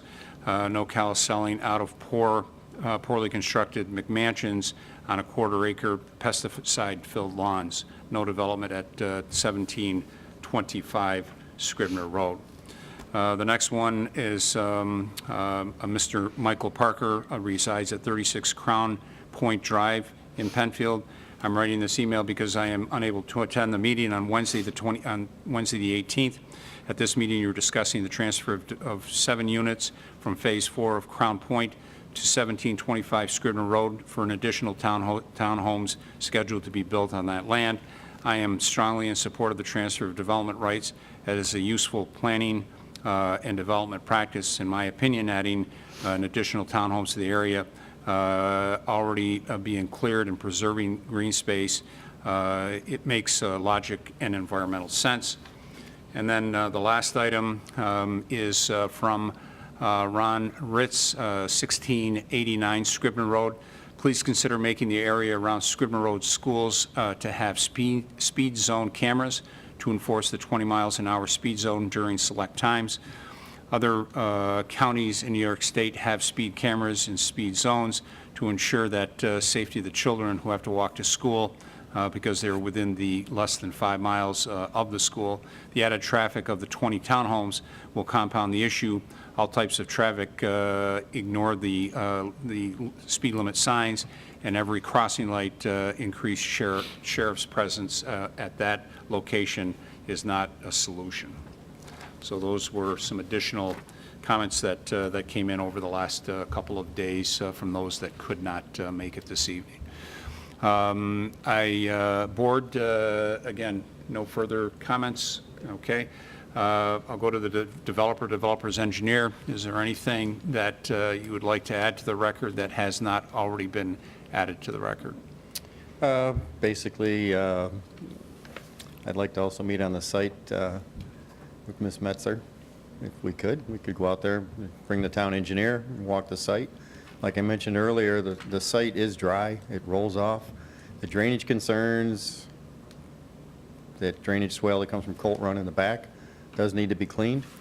It does flow, and it's more of a seasonal flow versus Hipbrook, which... I will mention the town engineer to try to keep you in the loop, but my concern was not for your client, but the residents around and their drainage issues Right. separate from tonight. So Yeah. we'll take that into consideration. Okay, yeah, because, this piece of property really, I understand they got drainage issues. I get drainages in my backyard. I live in Webster, so they're everywhere. But this property doesn't impact their backyards. No, my concern was separate from tonight. Okay, all right. An issue was brought up, and I'll address it with our town engineer. And I spoke with Stephen, and we'll look into doing a traffic study. Okay. All right. Anything else for the record? That's it. All right.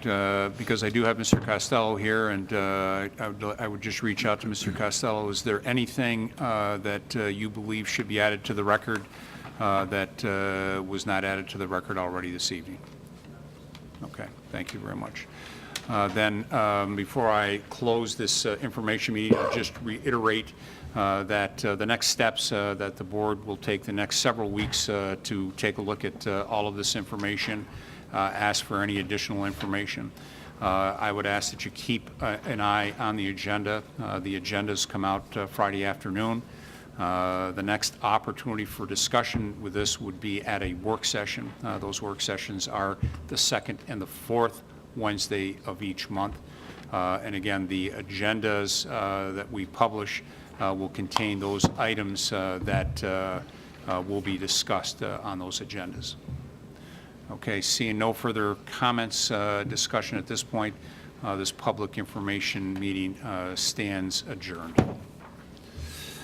We will move on. We'll move on to other items on our agenda, we'll move on. We'll give. Actually, I might just give a quick 30 seconds for folks as they exit, and then we will we'll resume, continue our meeting.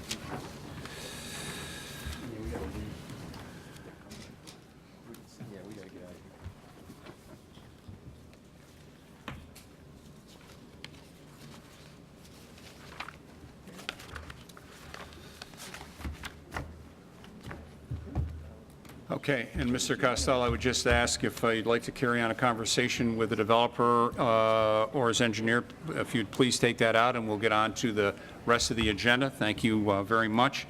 I appreciate that. And we'll go back now that we finished that. We'll move on to communications and announcements. That will be followed by public participation. And I would ask our Mr. Quinn, if you would start communications and announcements. Sure. Thank you, Mr. Supervisor. Good evening, everyone.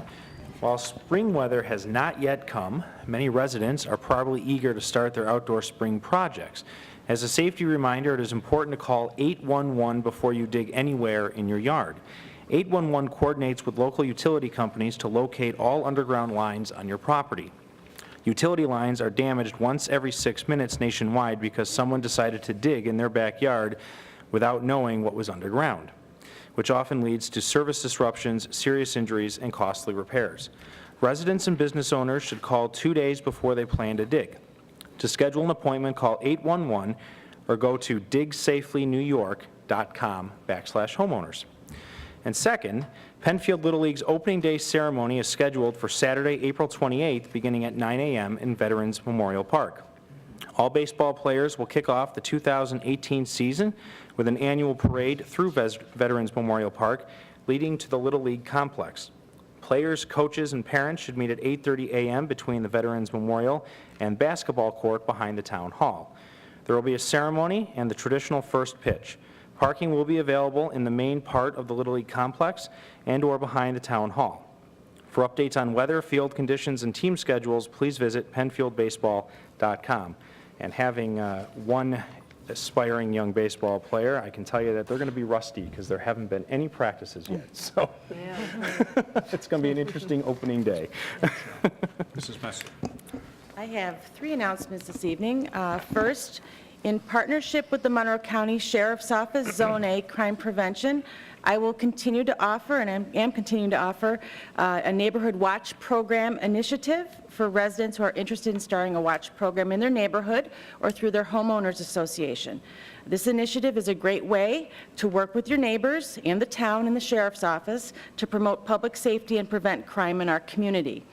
If you have an interest, you can contact me at metzler@penfield.org, and I, along with the Sheriff's Office representatives, will work together with you to create a Neighborhood Watch program in your area. We've had success in a couple neighborhoods so far, some neighborhoods, and I also would like to thank those residents who recently contacted me to come out and speak with you. I look forward to doing so, to talk about crime prevention, public safety, and some other issues in our town, and to look to set up a Neighborhood Watch program in your area. Secondly, an announcement for all middle school students, grades 6 through 8, who live or attend school in the town of Penfield. The Recreation Department is accepting entries again for our town's annual Memorial Day essay contest. This year's topic that students are invited to write about is America's Gift to My Generation. Submissions will be judged by a panel consisting of members of the American Legion Bremen Post and the Penfield Rotary. The top 3 compositions must be read at Penfield's Memorial Day Ceremony of Remembrance on Monday, May 28th, for the authors to receive their cash prizes. This contest happens every year through a generous donation from our friends at VFW Post 820. Essays in a submission form can be mailed to the town of Penfield at Memorial Day Essay Contest, care of Penfield Recreation, 1985 Baird Road, Penfield 14526. The entry deadline is Friday, May 11th. There's more information on the town website, including complete rules and forms that can be found at www.penfieldrec.org. Or if you have questions, please call Sabrina in our Recreation Department at 340-8651. Lastly, messages from our Department of Public Works. The winter-like weather is putting a delay on many spring chores commonly happening at this time around our town. Once the snow and rain do finally pass, and they will, our DPW crews will begin their seasonal work on roads and sidewalks, repairing lawn damages and mailboxes that have been affected by town plow blades over the winter, trimming trees in our parks, maintaining stormwater and sewer systems in our neighborhoods. For residents doing some spring cleaning, A reminder that brush drop-off is available Monday through Friday all year round at 1607 Jackson Road. That's our highway complex. Brush that is brought to the town is recycled into a mulch pile for our residents to use free of charge. The pile is located on Columbus Crossing in the Town Hall campus. In addition to brush, Penfield's annual spring drop-off for household garbage disposal will also be available this year on Friday, May 18th and Saturday, May 19th at the DPW's Jackson Road facility. Look for details on our website.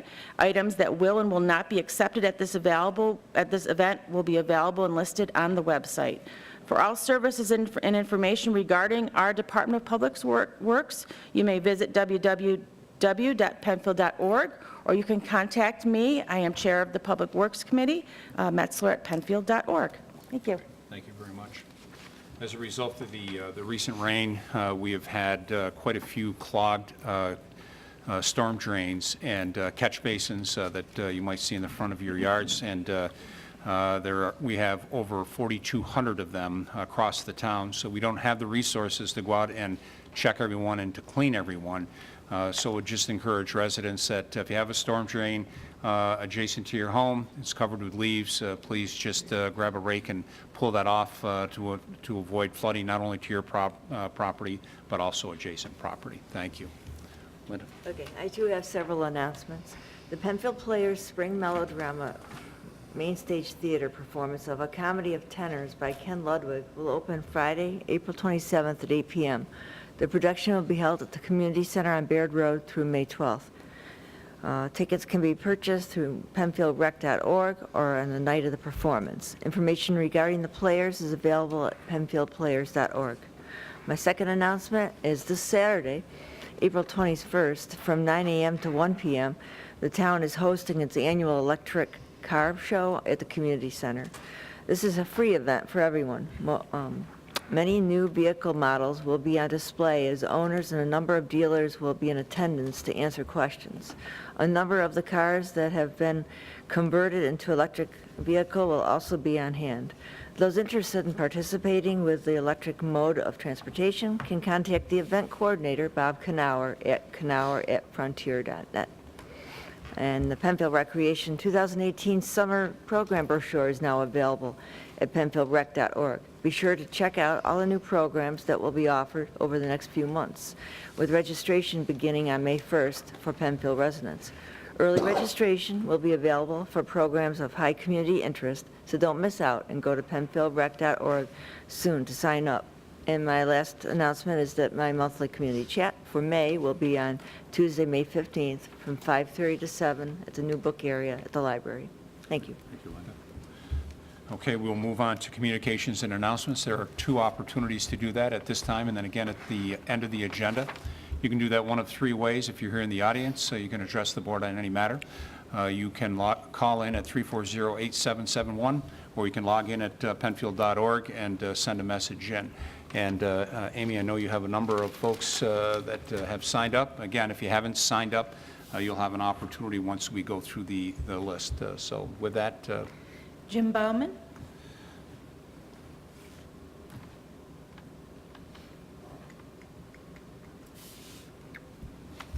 Welcome, Jim. Jim Bauman, 1345 Mile Line Road. This issue is regarding a sewer fee, sanitary sewer fee, which we received in January on our tax bill. We've been hooked up to sewer at 1340 for 12 years. The sewer fee has always been between $110 and $150 for our house. This sewer fee was $2,700. So I went down to talk to the assessor about it, and she said that because there's a law stating that she can charge for whatever water usage is done at that property address, 1340, which includes the farm market and the greenhouses, that she can, legally she can charge me under a different classification for pure waters, the $2,700. I need to get my $2,600 back. And she suggested that I was able to hook up the farm market to the sewer. But it can't be done because it creates a hardship. Basically, our sewage from the house goes north, gravity feeds north to where there's a pump station in front of the Montessori school.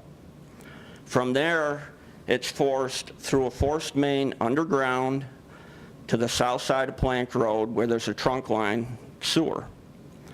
Now, the developer who developed Crown Point was able to put that sewer in at 8 foot. He should have put it in at 11 foot. And that's the reason they have to have a pump station in front of the Montessori school. Because otherwise, all that sewage would have gravity fed naturally to that trunk line. But they can't get under the creeks because the creeks are too deep. This Tufa Glen Creek runs right through our property. Right. And so I've got this problem now where over 2 million gallons of water that I use to irrigate crops, she's charging me for as a fee for pure waters. And I need to get that fixed. So, Jim, I'm familiar with Mr. Horowitz, and I have had some initial conversations about that. We've got three different properties that have come into play, yours being one.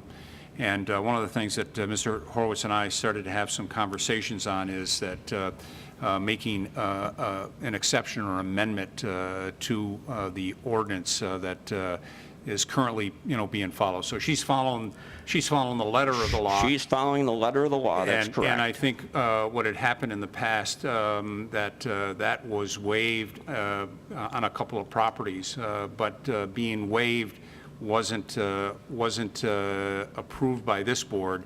So Mr. Horowitz and I have been looking at how do we correct that so that from a punishment standpoint and from a past practice standpoint, we legally, we do it legally and properly. And so we've been working on that.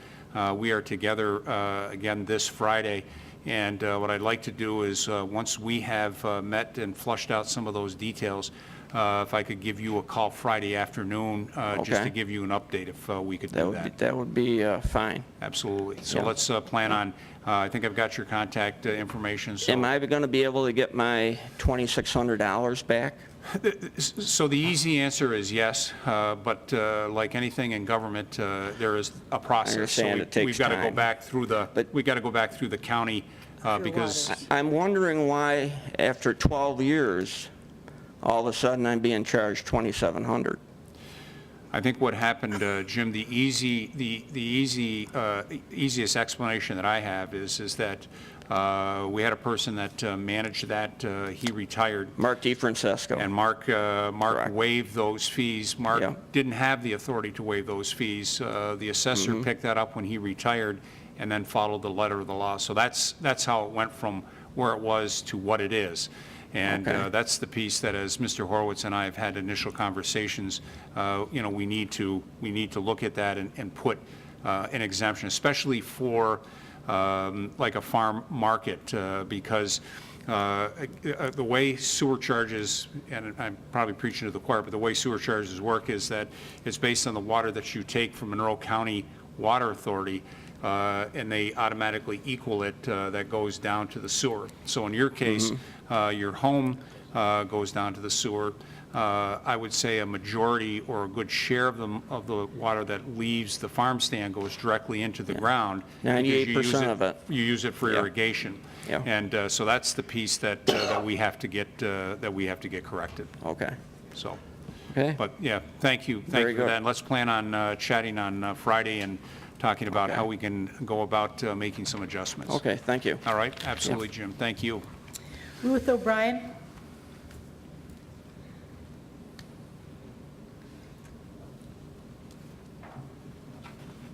Welcome, Ruth. Good evening. Thank you for having us. Sure thing. I'd like to introduce Sia Gallant. Yeah, I'm sorry, the name again? Sia Sia, thank you. Gallant. Thank you, Sia. Thank you. About a year and a half ago, Ruth and I were driving around in the car and kibitzing about the problems of the world, and we realized that Brighton and Penfield didn't have a driving program, a transportation program for seniors. So we formed a committee of community and civic and religious leaders from Brighton and Penfield, and we sent out a survey to the towns to try and find out what service was needed, and we found out that medical appointments and religious services were the two services that were really needed. And then our steering committee brainstormed the name that we came up with. Did you bring the brochure? Oh, yeah, and we have a brochure. So we came up with BRI-PEN, BRI for Brighton and PEN for Penfield, BRI-PEN Senior Rides. And we're one of the few organizations in Rochester who drive their clients to religious services, and we also drive our clients to the recreation centers of Brighton and Penfield. Our drivers are available Sunday through Saturday from 9 to 3. With the help of Lifespan, we reached out to the communities of Brighton and Penfield to ask for volunteer drivers, dispatchers, and coordinators. And Joan Albany here, she's our coordinator. She helps us tremendously. We advertise with our flyers, and we advertise for clients and volunteers for both towns through businesses and at Brighton and Penfield's community centers and in their recreation brochures. But we continue to need drivers and dispatchers and help for our coordinator, and we have plenty of clients.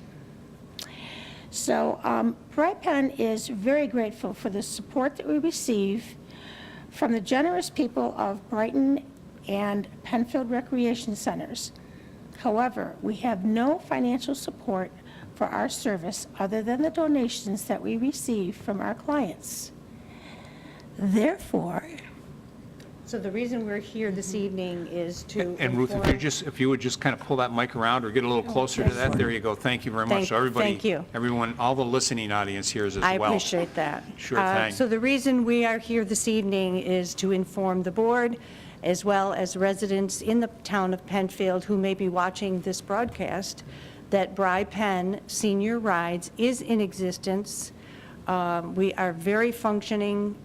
We've been very successful. We have over 100 clients, about 28 drivers, 5 dispatchers, and 1 very overworked coordinator. Even though 28 drivers seems like a lot, not everyone is available every day at any time of the day. Sure. So you can appreciate how thinly at times we are spread. So we ask that perhaps there is someone on the board or someone in the community who has expertise in eliciting volunteers or public help to keep our program afloat. As Sia mentioned, we are solely dependent at this time on client donation. We do have many clients who are unable to give us a donation, which we certainly understand, but we provide a ride to any senior 65 years older residing in Penfield and Brighton, or Brighton, or pay Penfield or Brighton taxes. So we do, reach out to that. Right. So appointments scheduled between 9 a.m. and 3 p.m., as Sia mentioned, is how we are keeping ourselves busy, and we've had a tremendous response from residents.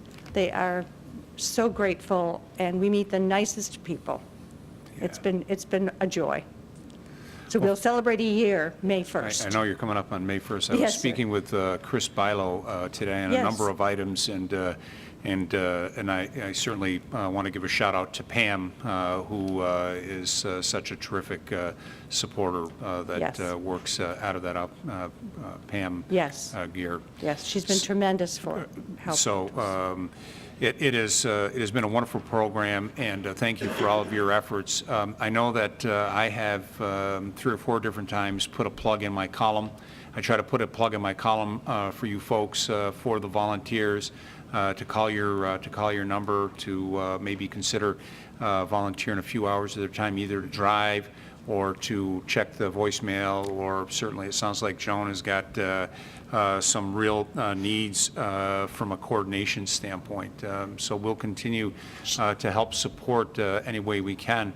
And I'll also follow up with Chris. Like I said, we were speaking on about something else, and we just happened to be speaking about how things were going, but to see if there's something more that we can do. I know there has been posters that we have put out around the community center and at the town hall, but I think it's a great opportunity, and I may challenge some of my board members who sit with service organizations to see if they can take that back. Mr. Costello is an honorary member of Penfield, Perrington, Kiwanis, and we'll look to ask if he'll take that back and try to hit it from a number of different fronts to up the interest from a volunteer standpoint. That would be wonderful. And just so people know, our drivers go through a 3-hour training at Lifespan. At Lifespan. There's a background check, and they're very well qualified. Additional insurance. And Oh, yes, yes. they're very good about providing that Yes. additional insurance to that. So anyone that's looking to volunteer, and they get the training, and they do, in fact, get that additional insurance through Lifespan at no cost to them. That is correct. Right. Yes. Do you have a Facebook page? We do not. Oh, we do? Oh, see? She's so Send overworked. it She's so to us. overworked. Send it to us. And the information could get, the recreation department has their own Facebook page too, and they hit a lot of people, you can And they it on have there. shared it on But social then- media. I know the recruiting for volunteers. What's the name of the Facebook page? I'm going to look. All right, I'm looking it up right now. So the look it up record and is I'll share Bri it, for Penn, sure. Senior We could all Rides. share it that are on Yeah, Facebook. my other thought, and I'm not sure how this would come to fruition, but as far as recruiting volunteers, is there a way to reach out to Uber drivers in the area? We have them in Penfield, we have them in, where but they would donate then. Can't they volunteer and do a pro bono and donate somehow? The whole point of Uber is Don't say can't, Linda. I'm thinking of a way that might be possible that they might want to give. I just don't know. Because there are Uber groups on Facebook as well. So I would, perhaps that'd be a way to look, to add to your to-do list of somewhere else. It's just a thought. I just think that, as that grows, I mean, not that you've got someone who's looking to go to a medical appointment who's going to hook up with an Uber, but that might be a place to recruit if that's what they're doing. So Joan, I'm just going to ask you, thank you very much. We'd love to have your voice into the record and everyone can hear and at home. My name is Joan Albany. I live in East Rochester on Delaron. We do already have a driver who, came through the regular recruitment advertisements and stuff that does work at Uber. So he's doing this volunteer work in addition to Maybe he might the have an money-making idea. one. I'm just thinking another untapped resource of No, it's a drivers. great suggestion. I hadn't thought of that. Appreciate Maybe. that. So how are you, I mean, you're in front of the camera right now, but are you interested in a little bit more up close and camera time? Because one of the things I'm thinking is that we got a great group downstairs. They're the behind-the-scenes guys that make everything that we do live on TV, and maybe we look to do a little spot on Bri Penn and actually speak with you as a coordinator and some of the volunteers, talk a little bit about the program, maybe even go into a little bit more detail about background checks, and also the work that we do and the partnership that is had with Lifespan, and do a little information program that we could then run on our Channel 12, and we can get that out to even more people. I like it, an And the infomercial. beauty of that then And is it's that- like an infomercial. Yeah, the beauty of that is then PCTV, the folks downstairs, they of course have their Facebook. We blast, we share, we encourage, and I think that not necessarily, we may not get a whole lot of clients that way, but perhaps volunteers, and I'm thinking of like myself, those of us who have elderly parents who we find ourselves sometimes that might be a way through social media for us to reach out to our peers who we find ourselves sometimes taking our parents here and there and everywhere. And so I think that'd be probably a way to. That's exactly how we got started.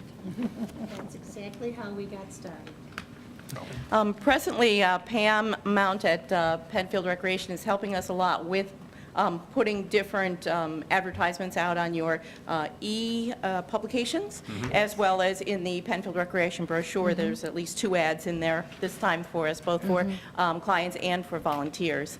And the clients seem to be, as Pam predicted, coming from word-of-mouth advertising, so we really need volunteers. They are the more backbone. precious thing in any Right, type that's the of backbone. a volunteer organization, so. And it's a good idea that you chose Joan because she can, not only is she well-spoken, but she can tap dance. That's usually as an exit, though. So I apologize to Pam. I think I referred to Pam as Pam Gerace. Yeah. And it stuck in my head, so Pam Mount. So I apologize, Pam, if you're listening in. Okay. So let's plan on maybe circling back. Dave Renner is back in the studio after being out for a period of time, and let's see if we can put together maybe an infomercial, if you will, and see what we can do to help continue to promote all the great work you guys are doing. And on behalf of the town board and certainly all of our residents, thank you for all the support that you do provide. You know, I think it's just important to say it is 100% volunteer.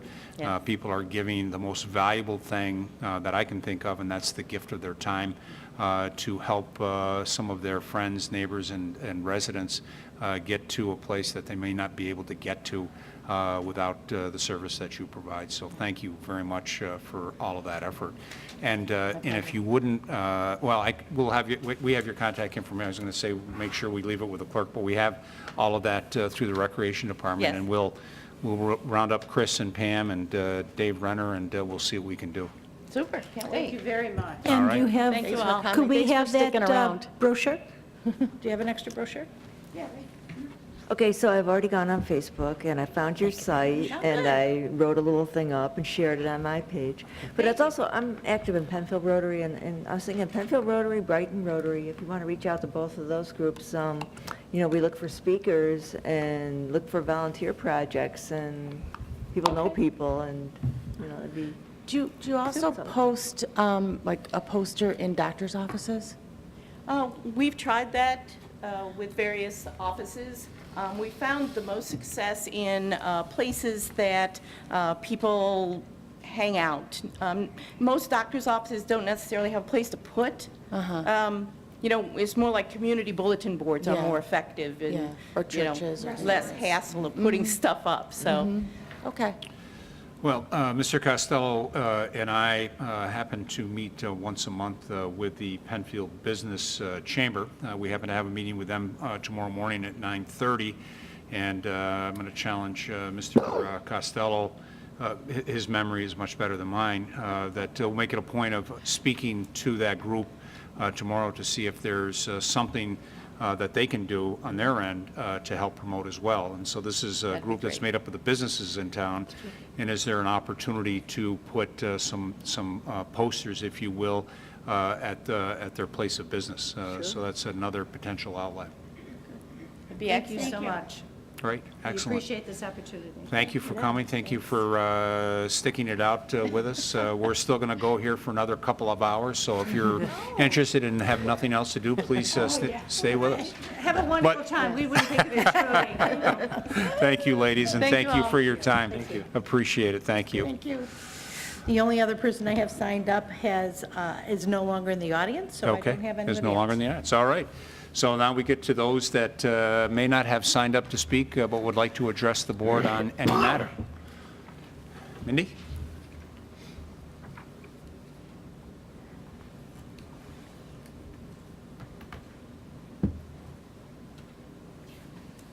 I was asked on Kate Mindy? McCardle's. Yeah, I'm if sorry. you- thank you. My name is Mindy McLaren. I live at 1724 5 Mile Line Road. Kate McCardle had asked me to have it submitted into the public record that she will be submitting her comments that she wanted to make online. Okay. To you. Great. So. Sounds good. Okay, thanks. Thank you. Thank you. Thanks, Mindy, thank you. All right, anyone else? There's another opportunity at the end of our agenda. Okay, and see nothing more at this time. Let's continue on. I'll ask, are there any additions or deletions to tonight's agenda? Seeing none. We have two sets of minutes, and we'll take them one at a time. First, we have approval of the minutes of March 21st, 2018 meeting. I would ask for a motion of approval for those minutes. I move that the minutes of March 21st be approved. I'll second. Been moved and seconded. Any discussion on those minutes? No. Seeing none, I'll ask for a roll call vote, please. Cole? Aye. LaFountain? Aye. Metzler? Aye. Quinn? Aye. 4 ayes.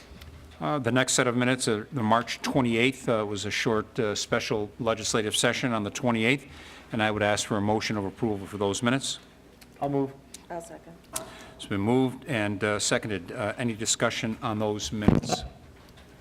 Seeing none, I'd ask for a roll call vote, please. Cole? Aye. LaFountain? Aye. Metzler? Aye. Quinn? Aye. 4 Thank you. ayes. Since the last meeting of the board, has any of the board members, town attorney, or town clerk received any petitions? No. Okay, seeing none, we'll move on to resolution by function, starting with law and finance. Setting a public hearing to consider issuance of a conditional use permit to allow a sit-down takeout restaurant at 2150 Fairport 9 Mile Point Road. So moved. Second. Whereas an application has been received by the Penfield Town Board under Local Law Number 2 of 2003, known as the Town of Penfield Incentive Zoning Law, to consider the application for incentive zoning and a conditional use permit under Chapter 250-13.4 of the Code to allow a sit-down takeout restaurant in the business non-retail zoning district at 2150 Fairport 9 Mile Point Road. Now therefore be it resolved that the Town Board of Penfield will hold a public hearing at the Penfield Town Hall on May 16th, 2018 at 7 p.m. on said date to consider said application and to hear all persons on the question of consideration of said application. Thank you. Thank you. Discussion.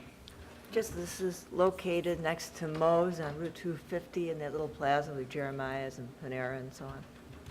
Okay, thank you, Linda. Seeing no further discussion, I ask for a roll call vote, please. Cole? Aye. LaFountain? Aye. Metzler? Aye. Quinn? Aye. 4 ayes.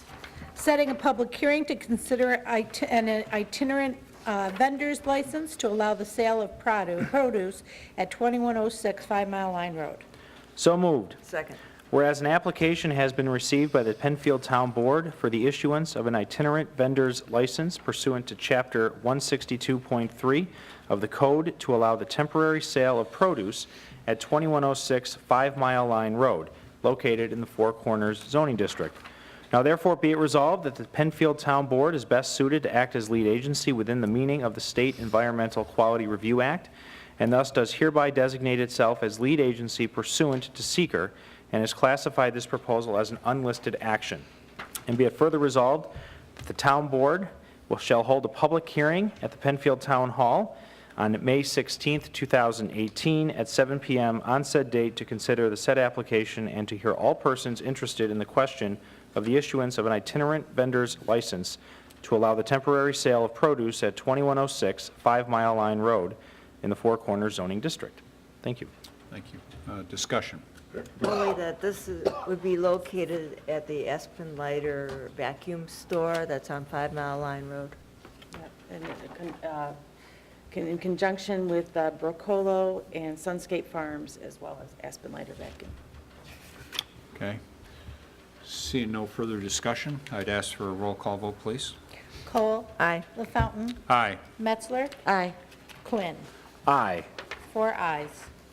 Setting a public hearing for an amendment to the zoning ordinance and map to consider a rezoning of 5.8 plus or minus acres from R120 to the Sales Landing District at 4450 56 Wilbur Tract Road and a portion of 41 Woodhaven Drive. So moved. Second. Whereas an application has been received by the Penfield Town Board pursuant to Chapter 250-15.1 of the Code to amend the zoning ordinance and map to rezone 6.12 acres from R-1-20 to LaSalle's Landing District at 44, 50, and 56 Wilbur Tract Road and a portion of 41 Woodhaven Drive. Now therefore be it resolved that the Penfield Town Board is best suited to act as lead agency within the meaning of the State Environmental Quality Review Act, and thus does hereby designate itself as lead agency pursuant to seeker. And be it further resolved that the subject application is determined to be an unlisted action pursuant to seeker, and be it further resolved that the Town Board shall hold a public hearing at the Penfield Town Hall on May 16th, 2018, at 7 p.m. on said date to consider the said application and to hear all persons interested on the question of amending the zoning ordinance and map to rezone 5.8 plus or minus acres from R-1-20 to LaSalle's Landing District pursuant to Chapter 250-15.1 of the Code. Thank you. Thank you. Discussion? No. Seeing no discussion, I'd ask for a roll call vote, please. Cole. Aye. LaFountain. Aye. Metzler. Aye. Quinn. Aye. 4 ayes. Authorization for supervisor to sign a collective bargaining agreement. So moved. Second. Whereas the town and the Civil Service Employees Association have negotiated employment terms in good faith in order to finalize a successor agreement. Whereas as a result of negotiations, both parties reached and agreed to a tentative agreement effective January 1st, 2012 through December 31st, 2022. Now therefore be it resolved that the Town Board hereby authorizes the town supervisor to sign a collective bargaining agreement between the town and the Civil Service Employees Association pending town attorney and counsel to the town attorney approval and ratification by CSEA membership vote. Thank you. Thank you. Discussion? See no discussion, a roll call vote, please. Cole. Aye. LaFountain. Aye. Metzler. Aye. Quinn. Aye. 4 ayes. Authorization to attend the 2018 Highway Superintendent's Highway School in Ithaca, New York. So moved. Second. Whereas the Town and County Officers Training School and the Associations of Towns of the State of New York co-sponsor a highway school in Ithaca, New York in cooperation with the Cornell University Local Roads Program. Whereas the Highway Superintendent's Highway School has been very successful and helpful in the past at informing and educating highway superintendents on various topics associated with their job duties and responsibilities. Now therefore be it resolved that Eric Tate, the Director of Public Works, and Joe Perkins, the Deputy Director of Public Works, are authorized to attend the 2018 Highway Superintendent's Highway School in Ithaca, New York on Monday, June 4th, Tuesday, June 5th, and Wednesday, June 6th, and that all expenses will be reimbursed and are already budgeted in the 2018 DPW budget. Thank you. Discussion? Seeing no discussion, roll call vote, please. Cole. Aye. LaFountain. Aye. Metzler. Aye. Quinn. Aye. 4 ayes.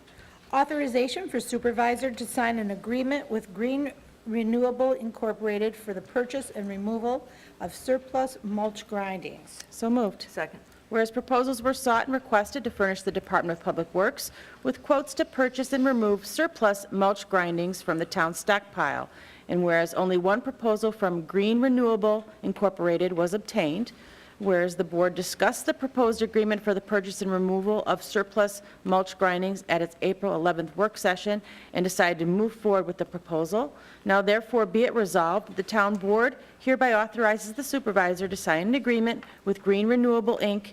for the purchase and removal of surplus mulch grindings. This resolution and the proposal submitted shall constitute the contract. This agreement is to be reviewed and approved by the town attorney. Thank you. Discussion? Seeing no further discussion, roll call vote, please. Cole. Aye. LaFountain. Aye. Metzler. Aye. Quinn. Aye. 4 ayes. Authorization for supervisor to sign a contract with Kenyon Pipeline Inspection for storm sewer rehabilitation services. So moved. Second. Whereas the Director of Public Works desires to obtain a service contract that would provide the town of Penfield with the purchase and installation of a cured-in-place pipelining in the storm sewer main between 219 and 223 Parkview Drive. And whereas Kenyon Pipeline Inspection is on the Monroe County bid for cured-in-place pipelining, and whereas the bid received from Kenyon Pipeline Inspection meets the expectation and specifications as set by the Department of Public Works, whereas the board discussed the proposed agreement for the lining of the storm sewer main at its April 11th work session and decided to move forward with the proposal. Now therefore be it resolved that the town board authorizes the supervisor to sign a service contract with Kenyon Pipeline Inspection for the purchase and installation of a cured-in-place pipelining in the storm sewer main. This resolution and the proposal submitted shall constitute the contract. This agreement is to be reviewed and approved by the town attorney. Thank you. Discussion. Seeing no discussion, a roll call vote, please. Cole. Aye. LaFountain. Aye. Metzler. Aye. Quinn. Aye. 4 ayes. Authorization for supervisor to sign recreation contracts. So moved. Second. This authorizes the town supervisor to sign 9 recreation contracts, and they're all programs that are in your recreation brochure. Great. Thank you. Further discussion?